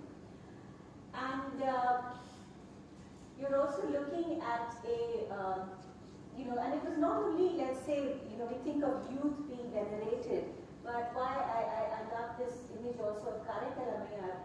It's a very interesting, she's a 6th century Shaivite Myanmar saint who sings a lot about the Shiva's dance and so on with the fire. And here she prays to be, she prays to be turned into a hag from a beautiful woman. So, you know, it's not only that beauty is celebrated, but, you know, the age and, you know, and it's not really about the form, but it's about something beyond the form. You know, that's very beautifully captured here. And she's supposed to play the cymbals and accompany Shiva's dance. And so I had done this spectrochemical analysis of these bronzes using inductively coupled plasma optical emission spectroscopy. And this image was found to have you know, 20% lead and 3% tin. Anyway, I don't want to go into it too much. As you mentioned, there's also use of the lead isotope analysis technique. But, and typically, of course, another aspect of the study was to look at the metallic structure of the bronzes. And this is how you can also use techniques, and you know, you get information on the way these images were made and so on. So you can see here, this is a typical microstructure of a cast leaded bronze with this dendritic structure and some of the lead in it, because the lead was added to make bronze more castable and so on. And in fact, it's also interesting that Karikalamaya is depicted all the way in Cambodia in Vyantashri. So she captured the imagination so much, so far away. And Karika is also a coastal town in Tamil Nadu, so it also tells you about the mercantile trade and connections all the way from, in this case, South India to Cambodia and so on. And since we're talking about women and, of course, this was a woman piece, a poet saying, so obviously women, as I mentioned, are Kamadevi, so there were women who took to poetry, and there was a sense of literacy also of a certain kind. And this is also a very remarkable sculpture of the Kalyana Chalukya era from Karnataka of the 11th century, a Jalasanvi.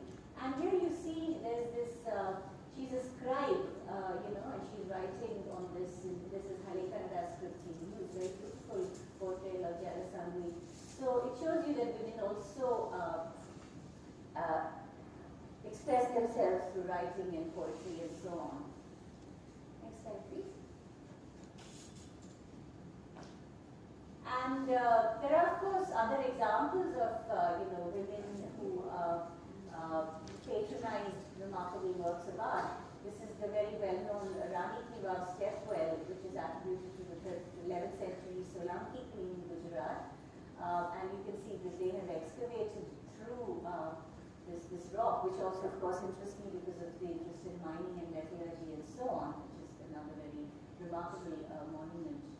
Next slide. And of course, there are other such examples. This is the beautiful Itmatul Dawla, which is built by Nur Jahan for her father in Agra, which is another very remarkable and very intricate and beautiful monument.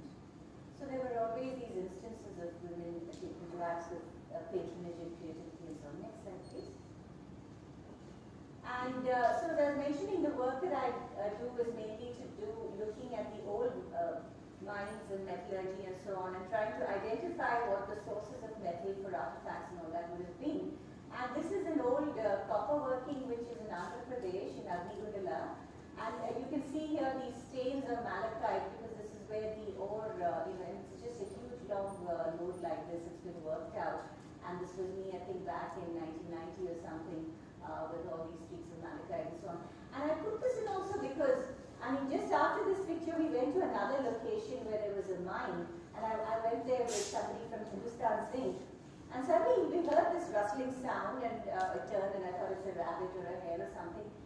And it was, believe you me, it was a cheetah. It was not a leopard, it was a cheetah, because it just moved so fast like a flash. And I told the Hindustan Zinc guy that, didn't it have rings? And, look, was it a cheetah? He said, yes, ma'am, you're right, it is a cheetah. This was, of course, in 1990, and it had been spotted there by Hindustan Zinc, because this Gurkur is a real scrub jungle sort of area. Maybe this was one of the last few cubs, because, the cheetah is technically extinct or whatever. But this is just to give you a sense of the adventure. And, in our times, we had no cell phones. I was just taking these trains and buses and everything. Of course, my parents were luckily very forward-looking, and so they were nagging me and saying, why are you doing this and that and the other. And so it was a very, very thrilling in its own way. But, this is also to give you a sense of, the challenges, but also the excitement of working in subjects like archaeology. Next slide, please. And so as I was mentioning, I do try and look out for where I can see women in traditional workshops and so on. And these are some slides from Kerala. This is a foundry in Mannar. And you see this very large urli or this cauldron which is used, for instance, for temple feasts and so on. This is the Madurai Temple Art Gallery. And here you see, there are, in Kerala especially, you find there are a lot of women who also work in metal crafts. You see that in other places also, but it's visibly more in Kerala, and that's not in a way surprising, because it's always been a kind of a place where there's a lot of social mobility for women and so on. And here they're making this wax models, and then covering it with numerous layers of clay, the shredded the finest layer of clay is applied right on top of the wax model, because that's very important, because it must be very carbonaceous. That's why you see it's very black and dense. So that if it is very carbonaceous, then it absorbs the gases when the casting is done, which is very important to get a very flawless casting. So you can see here this is also mixed with lamp black and also, you know, various other things to give it a very fine layer. And they also use a process of turning these molds on these very large lathes and so on. This is of course now taken many years ago. And this is again the foundry in Manar, and then this is where the molds are packed inside this foundry, and then the wax is all melted out. Here you see the molds being packed in this foundry, and then the wax is melted out, and then finally the metal is poured and so on. So it's interesting also to look at some of these aspects. Next slide. Yeah, and couple of things also I would touch upon, related to my study, just to point to how engineering applications can be used to, get a better understanding of history and archaeology and so on. And of course, India is known to have been very, there are many of these European records of the 17th century and so on, which spoke of, a very high-grade steel being made in India, which was known as boots. And this boots was said to have been traded to, from the region of Golconda and so on, to different parts of the world, particularly to West Asia and the Arab world and so on.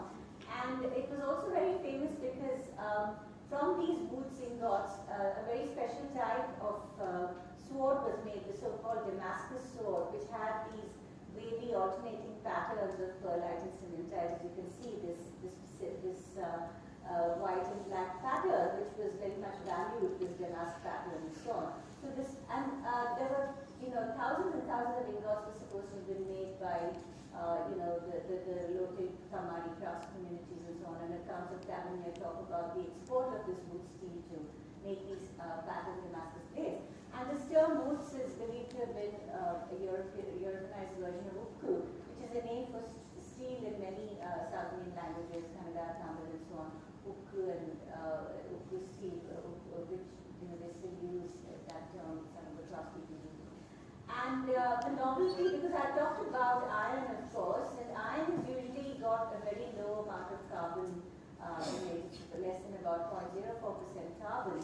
But the novelty of this ukku steel, if you look at this iron carbon plate diagram, was that it had about 1.5% carbon. And so, of course, it's not to say that higher carbon alloys were not known in the world. For instance, in China, they were using cast iron, which had about 4% carbon, but then cast iron also was quite embrittling in a way. But this 1.5% carbon, it seems, the steel seems to have had very special properties, one of which was that it could be forged very extensively because it had these properties of superplasticity and so on, which I won't go into here too much. And then in particular, the etched pattern was very much sought after. These blades also had a very good cutting edge and so on.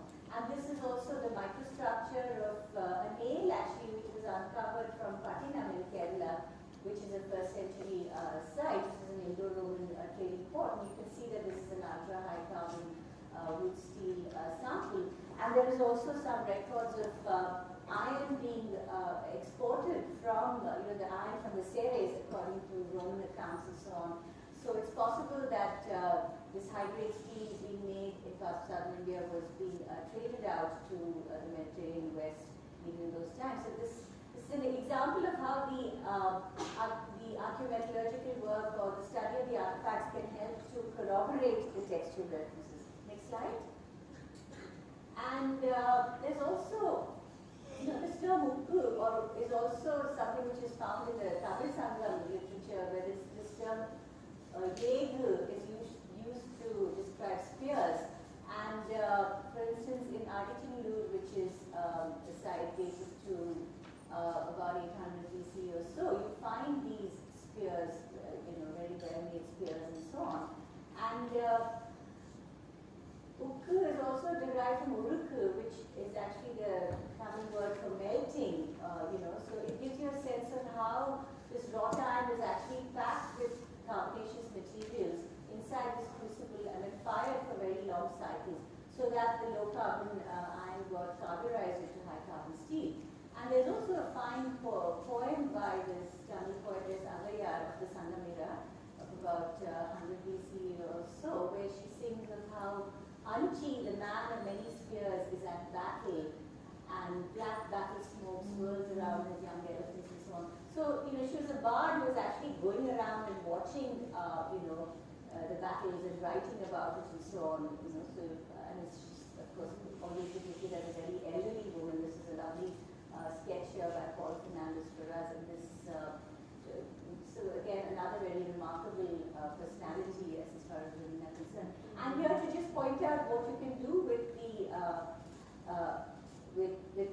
the new techniques and so on. So in this case, we've attempted to do SEM and EPNA analysis, and this uses the technique of dot mapping analysis along with EPNA, where basically you can get the composition of different elements along this cross section. And you can see this color code here. And you can see here the concentration of iron-rich portions, because this crucible is actually used for ferrous metal processing. And this technique of making high-grade steel was actually not in vogue in other parts of the world, and that's why the Europeans had such a fascination for this wood sort of steel. Next slide. And of course, early on, it was also not known what exactly caused. It was not known that it was actually the alloying of carbon which improved the properties of steel and so on. And it was due to many of the studies by the remarkable 19th century scientists who, it's quite amazing when you look at the work of some of these scientists like Faraday and Romer and and many others, who Brion and so on, who actually took these cakes of woods and then kept alloying it with different elements to see, to try and find out. They took iron and alloyed it with different elements to try and see whether they could replicate the properties of woods. And in that process, many industrial alloys were also discovered.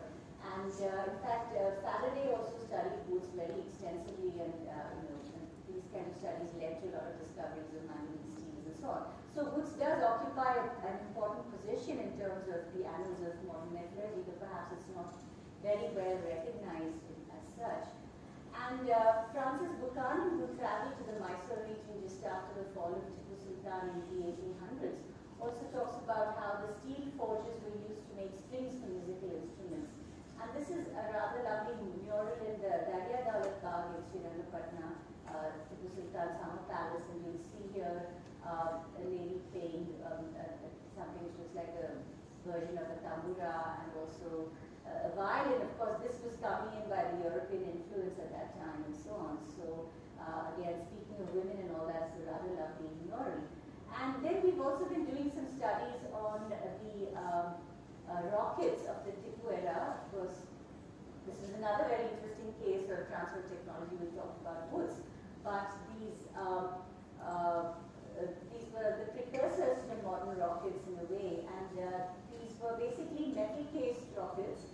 And the studies that we made showed that, of course, the casing was kind of mild steel, and inside it's packed with gunpowder and saltpeter and all the rest of it. And then it was mounted onto these kinds of poles, and they were encountered by in the Battle of Ponyu and so on by the British.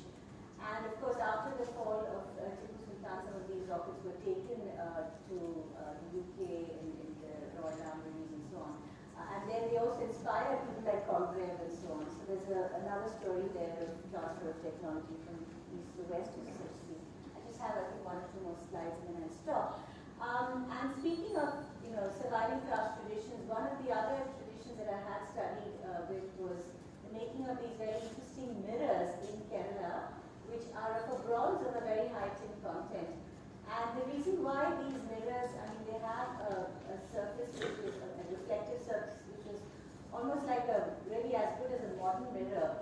And this is also because they were very skillfully able to isolate this very specular bronze of about 33% tin, which has a predominant composition of the delta phase of bronze, which is an intermetallic compound of 32.6% tin. And when it's polished, it takes on this, it's very reflective because it's very silvery and hard material.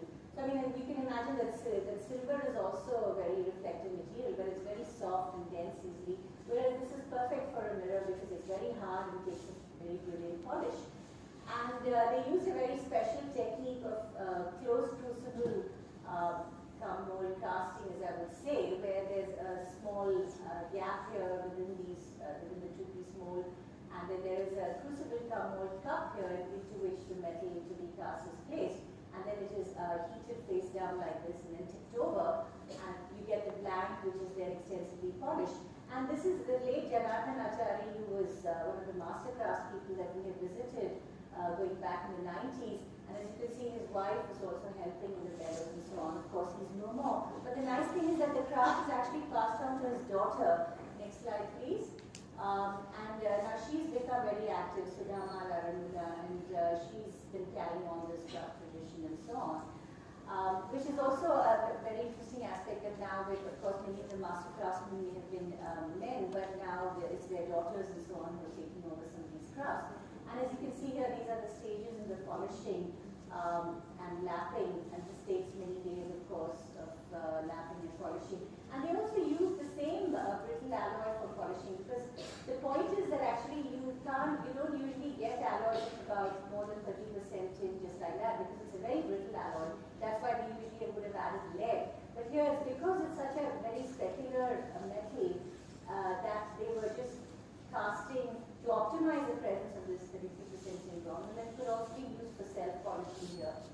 And you do have all these very interesting depictions even in the sculptural record. For instance, this beautiful Madanika from Belur, which I don't know if any of you are from outside Karnataka, but please do go and visit Belur and you see these marvelous sculptures of Madanikas, and you see that she's holding something which looks, just like it might be this wooden blank mounted with a mirror, a very beautiful sculpture. And also, again, Belur had a very strong connection in terms of, speaking of women contributions and women's achievements, because it was patronized by the Queen Santala Devi, who was also a dancer. And according to some accounts, it's even possible that these are, in a way, some portraits inspired by Santala Devi herself. So, this is one of the, that is my last slide. So thank you very much for this patient hearing, and it's always wonderful when, especially when you work in rather out-of-the-box subjects like this, it's very nice to have people taking an interest in encouraging us. So thank you.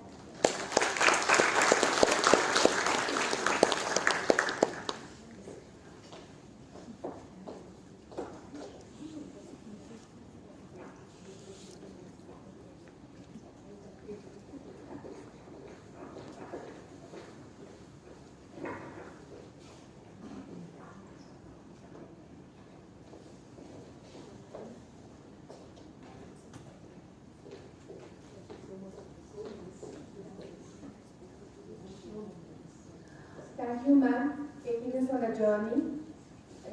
The field where many people may not look into, but then there's so much there from what we talk about the culture to history to connecting with how the technology has made it, go back in our to go back to the past and see what we missed out probably.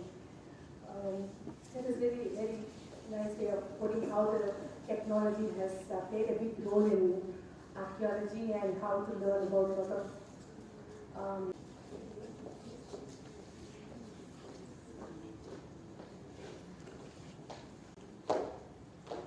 can you make it full screen, please? Okay.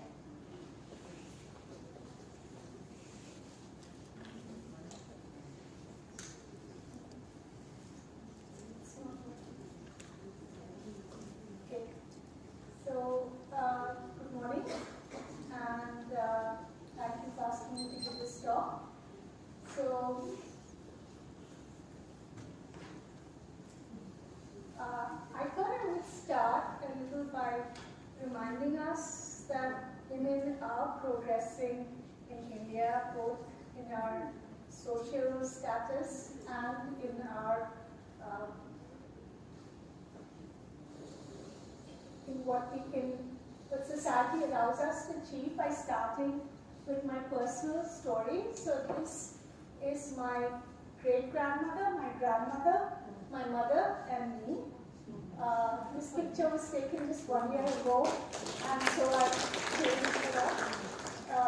I stopped coloring my hair, that's why I look different. So my great-grandmother was Lakshmi, and she was married, So she was married when she was 8 years old. And the story is that she was playing hopscotch outside in the garden. And they called her and said, come inside now, you have to get married. And she said, no, I want to keep playing.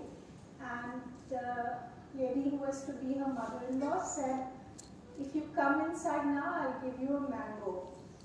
And so she liked mangoes very much, so she went inside and they married her.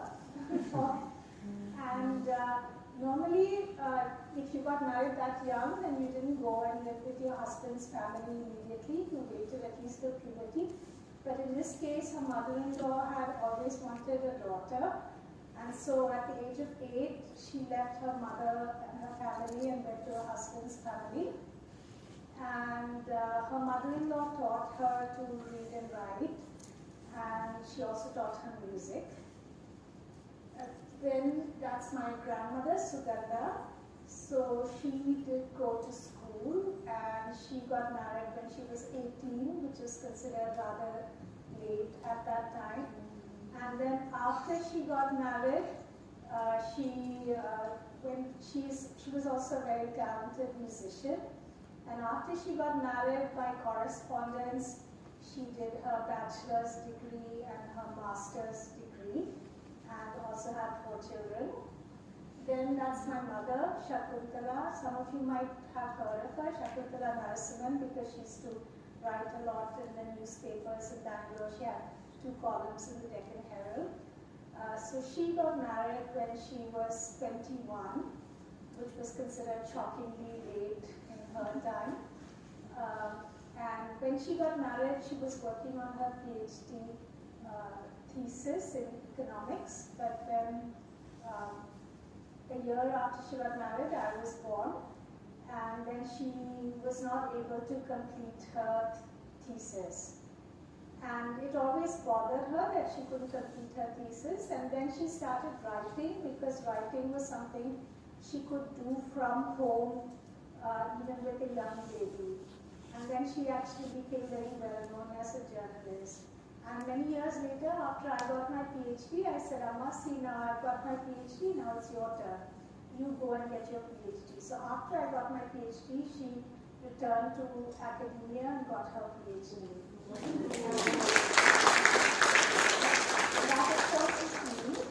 And I was given total freedom by my parents to do what I want.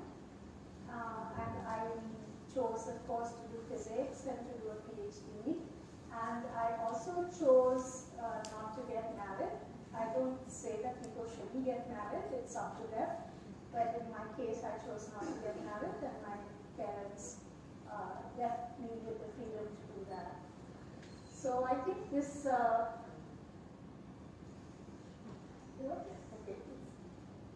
So it's changing very slowly. So maybe it's better if I just tell you. Okay. So I was born in Bangalore, but I grew up in what was then called Bombay. So I went to school there, college, and then IIT Bombay, as I told you, which is where I met Sharda. Okay, next slide. I'll just tell you to change the slides. Next slide. Then I went to the US, to Harvard University. Next slide, please. Then I went very close by to Brookhaven National Lab. Next slide. Then I went across the Atlantic. I went to Germany, to Berlin, to the Fritz Haber Institute. And then I came to Bangalore, to the Jawaharlal Nehru Center for Advanced Scientific Research. That was 25 years ago, and I've been in Bangalore ever since. So this is my class in school. It was an all-girls school. I don't know how many can identify me. That's me. Okay? So I was a good little girl with 2 long plaits. So it was an all-girls school. Next slide, please. So I first learned physics in the 8th standard, and the way we were taught physics is we had to learn it by heart. And I still remember very clearly the way we had to learn Boyle's law. Can you go through the next few slides rapidly, please? Each of us had to recite it. Pressure of a given mass of an ideal gas is inversely proportional to its volume at a constant temperature. Next slide, please. Again. And what happened? We all decided we hated physics, and I also decided I hated physics. And at that time, if I'd been told that I would become a physicist, I would not have believed it. Then I went to St. Xavier's College for my 11th and 12th standard, and from being in an all-girls school, I went to a class with 4 girls and 75 boys.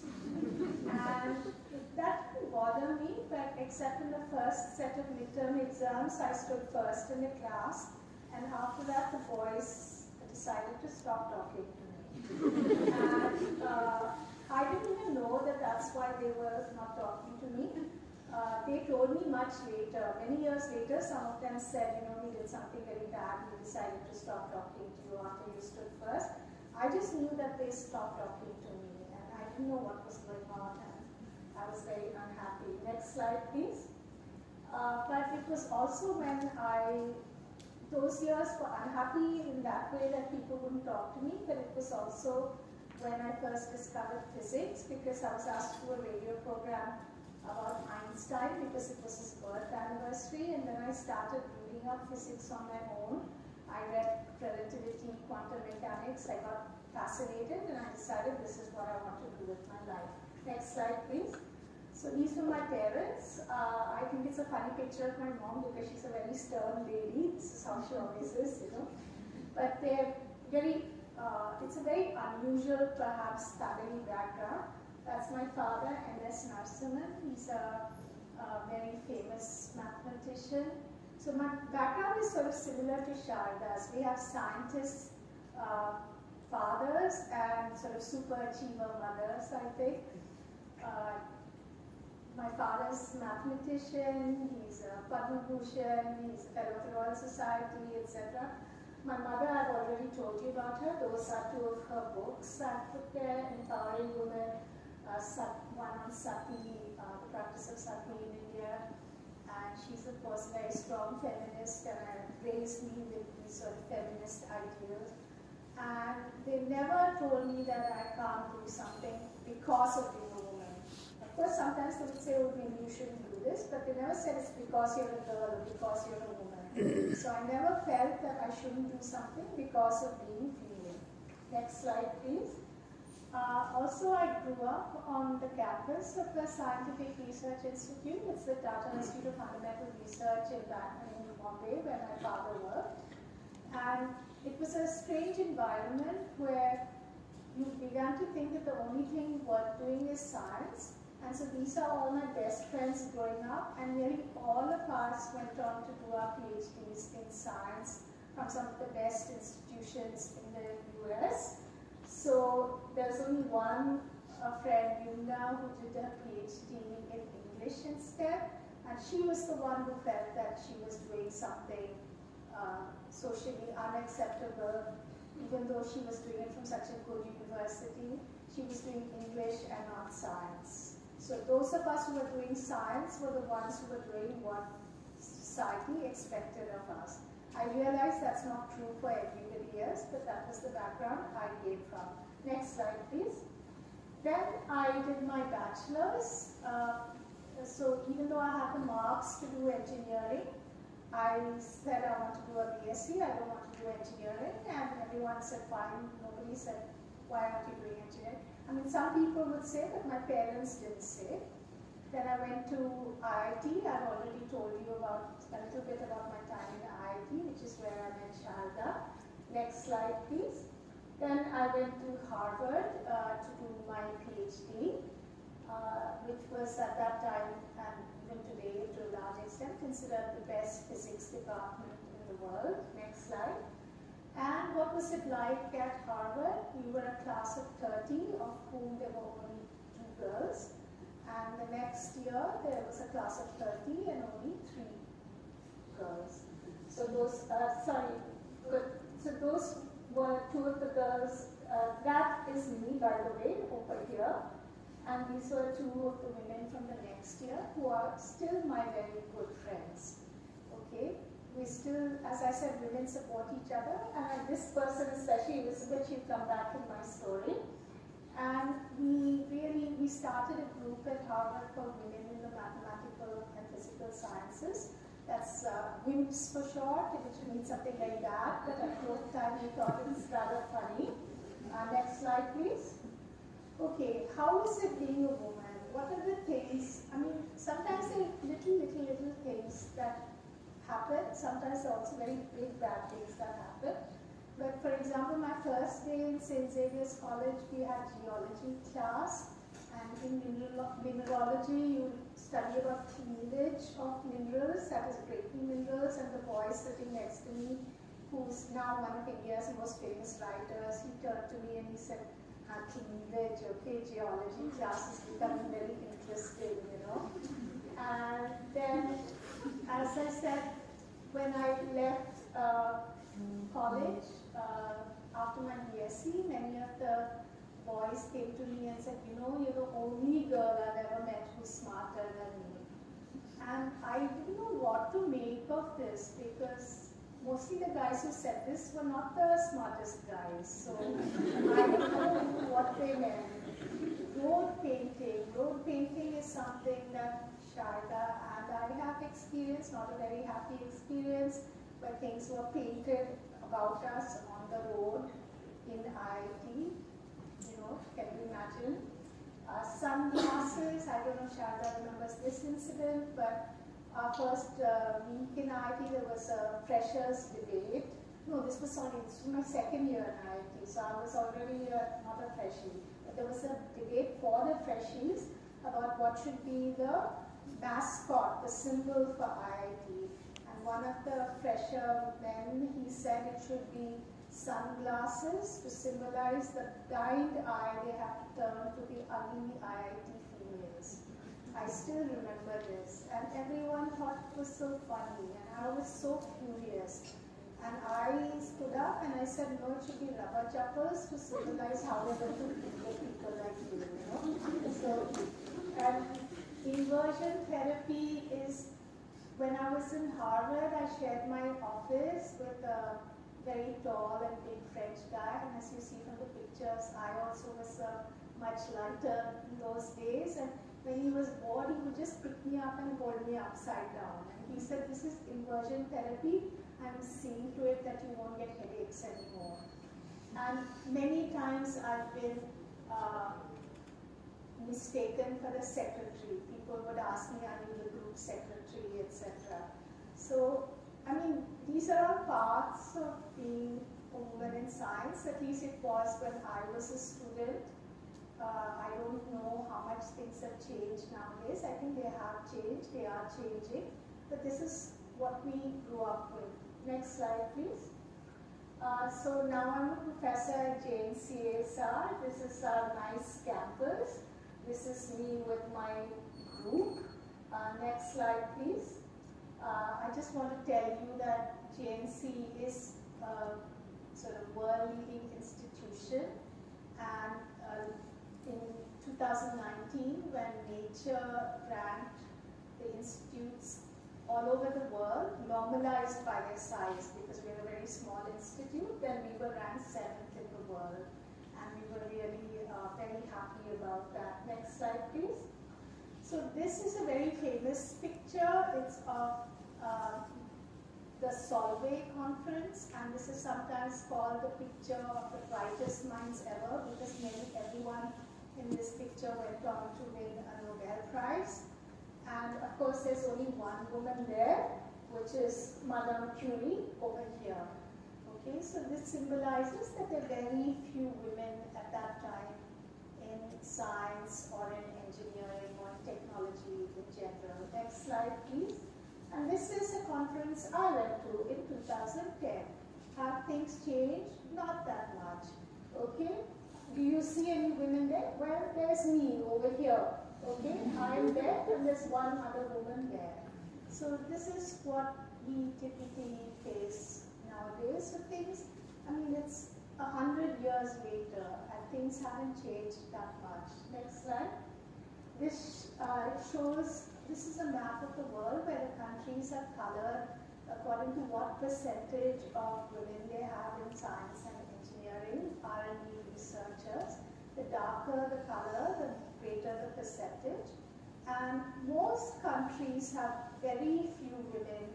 I mean, there are about maybe 5 or 6 countries where it is close to 50%, and I think 3 or 4 where it is more than 50%, and everywhere else the percentage is much less. Next slide, please. Okay, here is the statistics. Can we go to the next slide? Okay, so for the whole world it's 28.8%, and you may be surprised, we all have our misconceptions. We may think, oh, it will be very high in Europe, it will be very high in the US, other parts of the world you may think will have much less. Okay, so see, it's 39.8% in the Arab states, okay? And if you look at the numbers for North America and Western Europe, it's almost the same as in Sub-Saharan Africa. And the lowest is 18.5% for South and West Asia, which is where we are. Next slide, please. So these are the numbers for the countries in Asia. And India is right at the bottom here. We have 13.9%, which is the second lowest in Asia.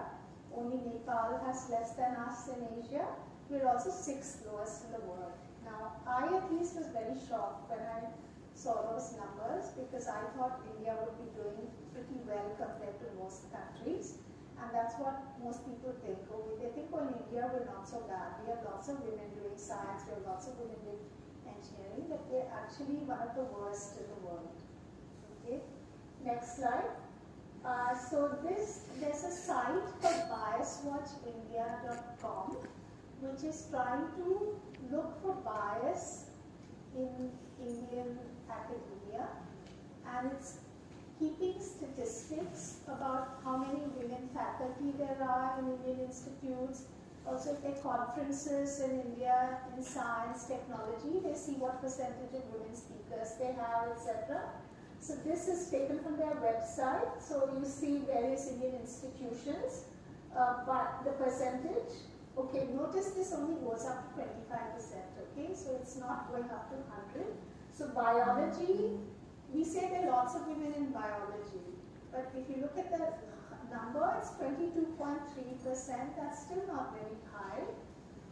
Maths is next 15.4%, and then engineering is lower, 7.9%. I put it in a box because you're an engineering college. Of course, I know that your institution, I was told, has almost 50%, so you're well above the average in your field. Next slide, please. This is the statistics for physics. So these are percentages. These are absolute numbers. The blue bars are the number of men faculty they have in physics. The pink bars are the number of female faculty. And you see it is completely uneven. Okay, next slide, please. This is the numbers for, I took for women studying, okay? This is not faculty now, this is students. So at BSc level, we're not doing too badly. Okay, about 48% of all BSc students are women. BE, it goes down 28.5, BTech, it's 26.1. Your institution has 30 something, so it's a little bit higher.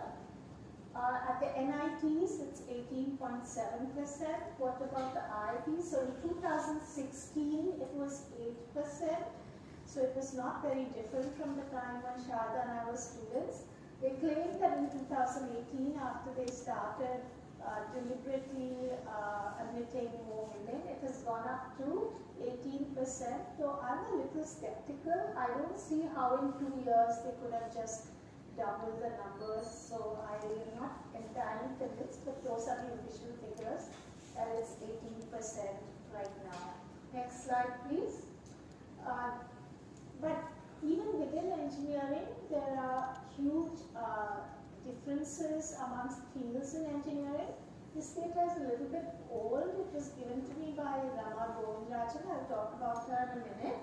And it shows that in some subjects, so this is for engineering colleges in Bangalore, and this is for one of the IITs. You see that in computer science and electrical engineering, lots of women do go into those subjects. But if you look at subjects like mechanical engineering or chemical engineering, very, very few women go into those engineering disciplines. Next slide, please. This is a picture that was taken a couple of years ago. It shows the President of India, it shows the DST Secretary, the Science Minister, the directors of all the IITs, the directors of all the ISERs, etc. What do you notice about this picture? They're all men. There isn't even one woman. And this is, I think, something really shocking. Okay. Also, if you look at last week, the Indian Academy of Sciences released its data of its membership. And I forget, in engineering, I think they had 216 fellows in the field of engineering, of whom one was a woman. So that's really very shocking. Next slide, please. Okay, so why are there so few women? And in countries like the US, they say they have what they call a leaky pipeline, where the percentage of women goes down at every stage, okay? So if you go down from university students to PhD students to postdocs, assistant professors, full professors, at every stage, they lose a few women. Next slide. In India, we have some quite different pattern, which is what I call a waterfall. So here it's at 44.2% of science PhDs. If you remember, I said 48% of BSc students. And even PhDs, 44.2% of science PhDs go to women. Okay, but if you remember that chart I showed you where I said India is second lowest in Asia, only 13.9% of working scientists and engineers are women. So what is happening to these women? Obviously after their PhD, something's happening. What is happening? Yeah, they get married and they have children. Okay, so we're losing them due to these societal, so some countries have this idea that women are not good at science, they're not good at maths, they're not good at engineering, they don't have the intellectual capacity to study these subjects. I don't think we have that feeling in India, but we do feel that once you get married and have children, you know, your main job should be to look after them, and your career should come second, and so we really lose a lot of women at that stage. Okay, next slide please. But I don't understand why we are doing worse than the whole world almost in those fields, whereas if you look at airline pilots, okay, airline pilots is again something which is very male-dominated field, but this is all the airlines in the world, not all the airlines, some of the airlines in the world ranked by what percentage of their pilots are female. And the three airlines which have the greatest percentage of female pilots, it's again only around 14%, but it's Indigo, SpiceJet and Air India. Okay, so they're all three Indian airlines. So why can we do better than the rest of the world when it comes to airline pilots, and why do we do worse than them when it comes to science and engineering? I don't have an answer for that. I mean, something we should all think about. Next slide, please. Okay, so now I thought I'd tell you, just mention a few women in engineering, just 3 or 4 women in engineering who we can get some inspiration from. This is Ieee Lalita. She was India's first female engineer. She was married at 15 and she was widowed when she was 18. Her husband died when she was 18, and at that point she had a 4-month-old daughter. But her father was a professor at the engineering college in Gindi in Madras, in Chennai. And she said she wanted to study, so he encouraged her to study. And she went on to get a degree in electrical engineering. She had 2 other women classmates, Teresa and Neelama. So the 3 of them were the first 3 female engineers that India produced. And she did her apprenticeship at a railway workshop. So that is again a totally very male environment. And then she worked for Associated Electrical Industries, which was later taken over by General Electric, and she worked there for about 30 years, okay? So she was really a pioneer in the field of engineering for women in India. Next slide. I'm sure you will have heard of these 2 women engineers. They have been much in the news. This is Muttaya Vanita and Ritu Karadal. One is an electronic systems engineer, one is an aerospace engineer. They were both, their both risen very high at ISRO. And one of them was the project director, and the other was the mission director for Chandrayaan-2, which I think is a remarkable thing. Unfortunately, Chandrayaan-2, as you know, crashed on landing. If it hadn't done that, I'm sure they would have become even more famous. Next slide. These are pictures that came a lot in the news at the time of Mangalyaan, of women at ISRO celebrating its successful launch. Next slide. Now, this movie, I don't know how many of you saw. This is Mission Mangal, which was meant to celebrate Indian women engineers and scientists at ISRO. I thought it was an interesting film because it's trying to promote women in science and engineering. But there were certain things about it that sort of bothered me. I don't know how many of you saw it. How many of you saw the film? Okay, quite a few of you saw the film. So I don't know how you felt about it, but there's a scene where she gets her inspiration while making puris.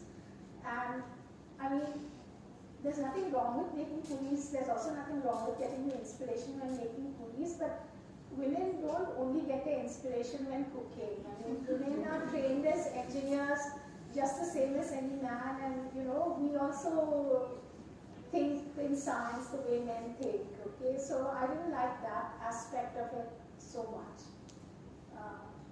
So next slide. She's again been in the news, so you might have heard about her. She was India's first female tunnel engineer. She studied mechanical engineering, and she said she wanted to do a master's, but because her family circumstances, she had to get a job. And she got a job with this company which digs tunnels for metros, etc. And she worked on the Delhi metro, and then she worked on the Bangalore metro. She's based in Bangalore. And for example, she was responsible for digging the section of the tunnel that connects Sampige Road to Majestic here. So she's again, I think, someone one can really look up to as a pioneer in the field, breaking barriers for women in the field. Next slide. This is my friend Rama Govindarajan. I don't know if you've had her visit here. She's my good friend. She's a chemical engineer at, from IIT Delhi. And, no, she was at TIFA Hyderabad, but now she's here at ICTS in Bangalore, in Hesalpeta. But, I mean, some parts of her story I think are incredible because, for example, she was qualified as a chemical engineer. She got her degree, master's in chemical engineering from Drexel University in the US, and then she got married and came back to India. And she said she looked for jobs at various companies. She wanted to work as a chemical engineer, and basically companies told her they won't employ her because she's a woman. I mean, they said it up front. Like, and especially because her name is Rama, so people thought it's Rama. And so they would call her for the interview, and when she'd show up for the interview, they'd say, oh, but you're a woman. No, we don't hire women, you know. And then she decided then to do her PhD because that was the only avenue open to her, she thought. And there's a truly remarkable story about that, which I hope she won't mind my sharing with you, which is that the interview for her admission to PhD at IISc was scheduled on the same day as her due date to have her child. So she wrote to IISc and said, that's my due date, can you interview me earlier? And so they said, okay, fine, and they interviewed her earlier and told her she's cleared the interview. But then some people find a complaint, okay? Some say, why should she be interviewed earlier? This is favoritism, it is not acceptable.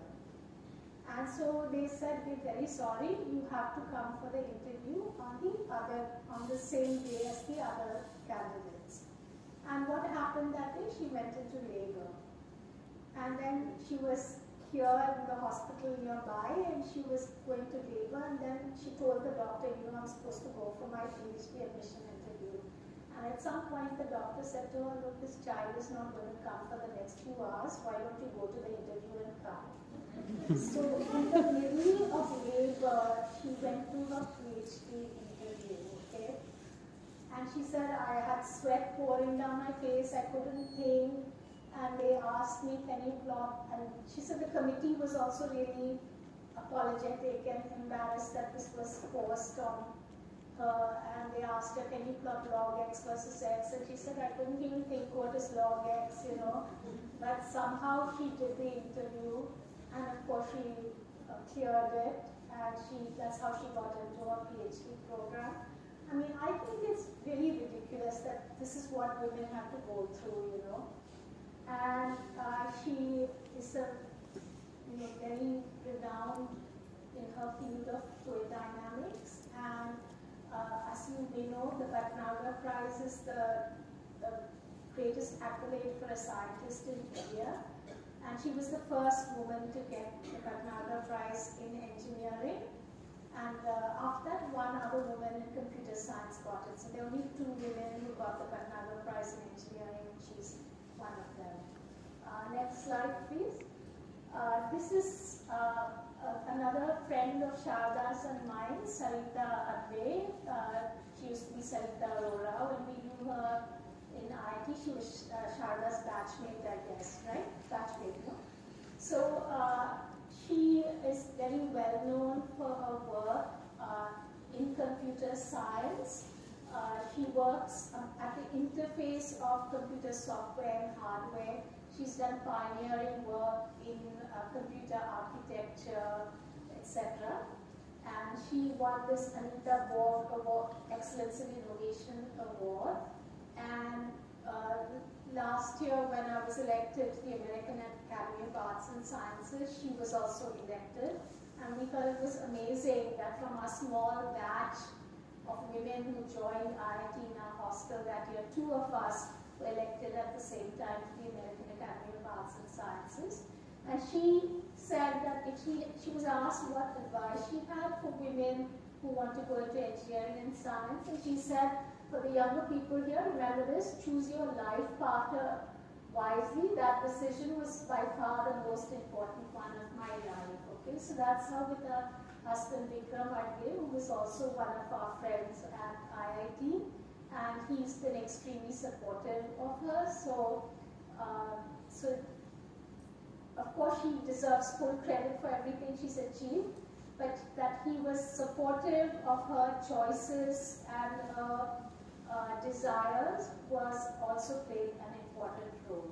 So I give this as advice to the younger students in the audience. Next slide, please. Okay, so I will just end by saying a little bit about what I went on to do besides my science. Unlike Sharda, I'm not talking much about my work. My work is in the field of computational nanoscience. So what I do is I design nanomaterials on the computer, but I'm not talking about that. What I'm going to talk about is my work, some of the work I do for women in science. So if you remember, I told you that the year below me at Harvard, there were two women, Catherine and Elizabeth. So Elizabeth and I went on to have parallel careers across the world. Elizabeth stayed in the US, she's American. Though interestingly enough, she's married to an Indian American. And I came back to India, and we both sort of rose up in our careers. We, became junior faculty, full professors, dean, chairman of department, then dean, etc. But every few years, there was this conference called International Conference of Women in Physics. And we would meet there every 3 years. So I've circled our pictures at these International Conference of Women in Physics. That's her and that's me in Korea in 2008. That's me and that's her in South Africa in 2011. And we would exchange stories, okay? And we would say, we talk about ourselves, and we were obviously in some ways successful, but in some ways it was quite hard being a woman in our field. And we would also talk about all the other women friends we had, and we found that it was not easy for them.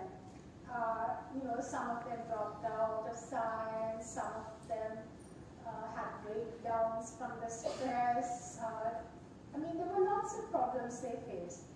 And you have to remember that we had all got our PhDs from Harvard. So you would think if any women should have succeeded, we should be the ones who succeeded.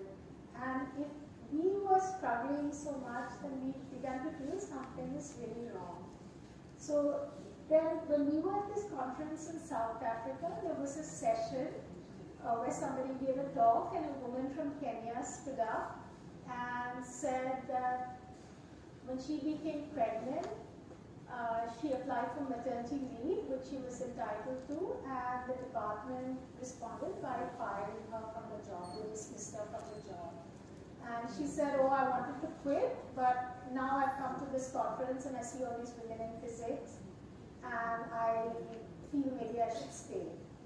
And I became very angry about it, but at the same time I thought I want to do something about it, and what can I do? And just, in about half an hour, I got this idea that I'm going to start these workshops for women in physics to support them so that they can stay in physics, they can rise in their careers, support each other, etc. And I talked to Elizabeth about it. We both decided, okay, together we're going to start this sessions, workshops. Next slide, please. So we've been doing these workshops. We've been doing them at a place called the International Center for Theoretical Physics. It's in Trieste in Italy. And it's a very unusual institute because it's meant to promote science in the developing world. So people from developing countries come there and they're usually trained in scientific courses. Okay, you do short scientific courses. But ours was the first workshop where it was only for women, and it was meant to sort of give them self-confidence. It was meant to so that they can share their experiences. They can support each other, talk about their problems, etc. So these are these are just two of the workshops we've had. We've had 4 workshops in Italy and 1 workshop in Rwanda and South Africa.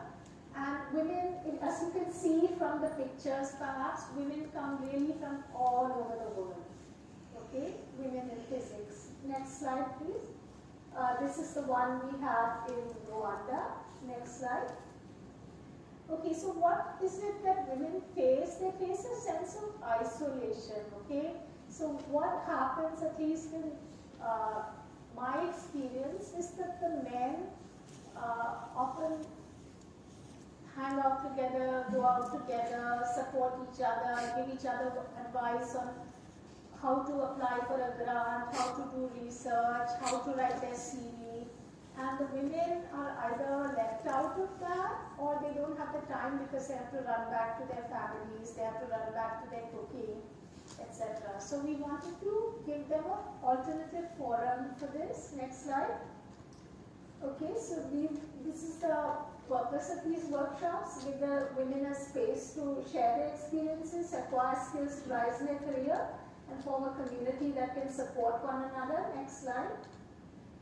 So for example, they're taught about how to give talks. Okay? How to give talks means everything from how to stand, how to make your slides,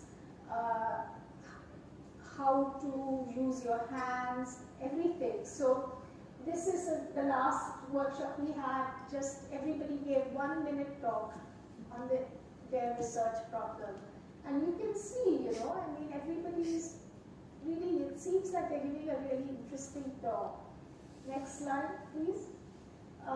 There's a friend of mine in Bangalore called Maitri Gopal Krishna, who's doing some very interesting work. She's a drama therapist, so she's a trained counselor, but she uses techniques of drama to help people deal with difficult situations in their lives. So it could be that your colleagues are hostile, it could be that you don't have the confidence to give a talk or to pursue your research. It could be that there is stress in your home life, or that you feel your family is pulling you in one direction, your career is pulling you in another direction. And she makes us act out all these situations, and we learn how to deal with the emotions that rise in these situations, how to behave differently in these situations. So this is Maitri here, and these are very powerful sessions that we have, which women say actually change their lives completely. Next session, next slide. This is Jocelyn Bell Burnell, who came and talked to us at one of these workshops. She is a physicist, an astrophysicist. She discovered pulsars, which are these pulsing radio sources in the sky. She discovered them when she was a PhD student, and her advisor said, "This is rubbish, this is some nonsense you've discovered, and it isn't worth anything." But it actually was a really important discovery that went on to win the Nobel Prize. But when they gave the Nobel Prize, of course they didn't give it to her, they gave it to the advisor who hadn't believed her. And so it's considered one of the big scandals that she was not acknowledged. And not only that, I mean, she even had trouble getting a postdoctoral position afterwards because her advisor had told people that she isn't very good. But later, people began to realize that she had made a really important contribution. She's now very famous. She's Dame Jocelyn Bell Burnell. In England, you can be Sir somebody if you're a man, and you're Dame somebody if you're a woman. She also won a Breakthrough Prize a few years ago, which is a $3 million award.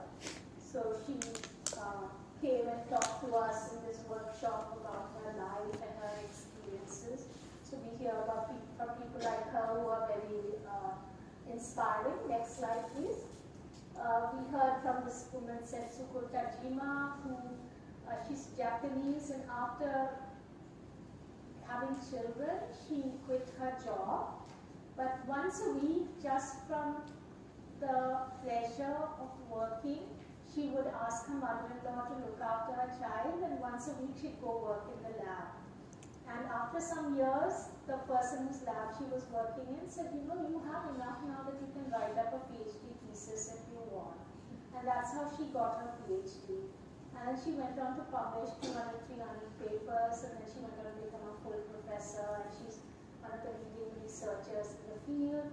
That is Sosina Haile, who's a leading researcher in the field of batteries. She grew up in Ethiopia before moving to the US. These are the kind of people we hear from. Next slide. I won't tell you, maybe I'll just tell you this woman's story because I think it's a remarkable story, okay? Her name is Rabia Said. She's in northern Nigeria. Northern Nigeria is the part that where the Boko Haram are very strong. I don't know if you know about them. there this militia who believe that women should not study, etc. She got married straight after her high school, and then she went on to have 6 children. And of those 6 children, one of them was born with a club foot and needed lots of surgery and all that. And one of them was born with sickle cell anemia, and she raised those 6 children. She did her bachelor's, her master's, and her PhD, and she became a lecturer at the university. And she, I thought, said something very interesting to us. She said her philosophy in life is that you should be like a snail. And I thought, what does that mean? And she said, you should creep forward slowly, slowly, slowly, so that nobody even notices that you're moving. And when there's danger, retreat into your shell, and when the danger passes, move forward again. Okay, and this is very different from my philosophy of life. I mean, the way my mother raised me was, if there's a problem, you fight, you attack it. Nobody told me to be like a snail, but depending on your circumstances, sometimes you have to behave like a snail instead, and that's how you get ahead. I won't tell you these stories because I'm running out of time, but I think they're also very inspiring women. Next slide, please. So this just to say that what do women learn from our workshops? They learn that we are all alike. We face similar situations, we have similar thoughts. It doesn't matter which country we are from, what race we are, what religion we are. We can all support each other. We can be friends. Next slide, please. What do you gain? The main thing you gain is confidence, because I have found over the years that what often holds women back is a lack of confidence in ourselves. I don't know if I seem confident to you or not, but believe me, I struggle all the time with a lack of confidence, and so we need to build up this confidence in ourselves. Next slide. And this knowledge that we are not alone, that we can support each other, that we have a network to support each other. Next slide. And yeah, so this is the picture at the end of one of our workshops. That is me over there before my hair turned white. That is Maitri over there. And you can see, there's so much positive energy in this picture, Everybody is feeling so energized. Next slide. This is, again, what happened from one of our workshops. This is Zipporah from Kenya, R.P. Kashyap, who's a professor at IIT Mandi. And they met at one of these workshops, and Zipporah wanted to do a PhD but had no problem. Aarti had lots of ideas for problems but not enough students, and then they met and they decided to work together. And then Aarti essentially became the PhD guide for Zipporah. And even last week, Zipporah was talking to us and saying that her whole life got changed by this. Next slide. So we all meet sometimes by Zoom. This is something that has started in the pandemic times because Zoom became popular. You can see, we're meeting from people from all over the world, and we talk together. We had a meeting also last Sunday. Next slide. I also have these meetings with all the women who were ever in my group as PhD students, as postdocs, etc. Because I find that they're all struggling with various issues. The main issue is the pull of career versus family. Like at the time of this call, 2 of them were on maternity leave. And it's hard to manage a career when you have young children. So we discuss some of these issues. Sometimes we just chat. Next slide. I also am teaching a lot in developing countries, not just India, of course, but in India we actually have fantastic institutions like this one where you can get a very good education. In some countries they are not so fortunate, and so I do go a lot to Africa also and teach, and these are 2 of the women I mentored and who are now faculty themselves in Cameroon and Kenya. Next slide. And I'll just end there and tell all of you, be strong. Okay? Yes, yes. Okay, thank you very much.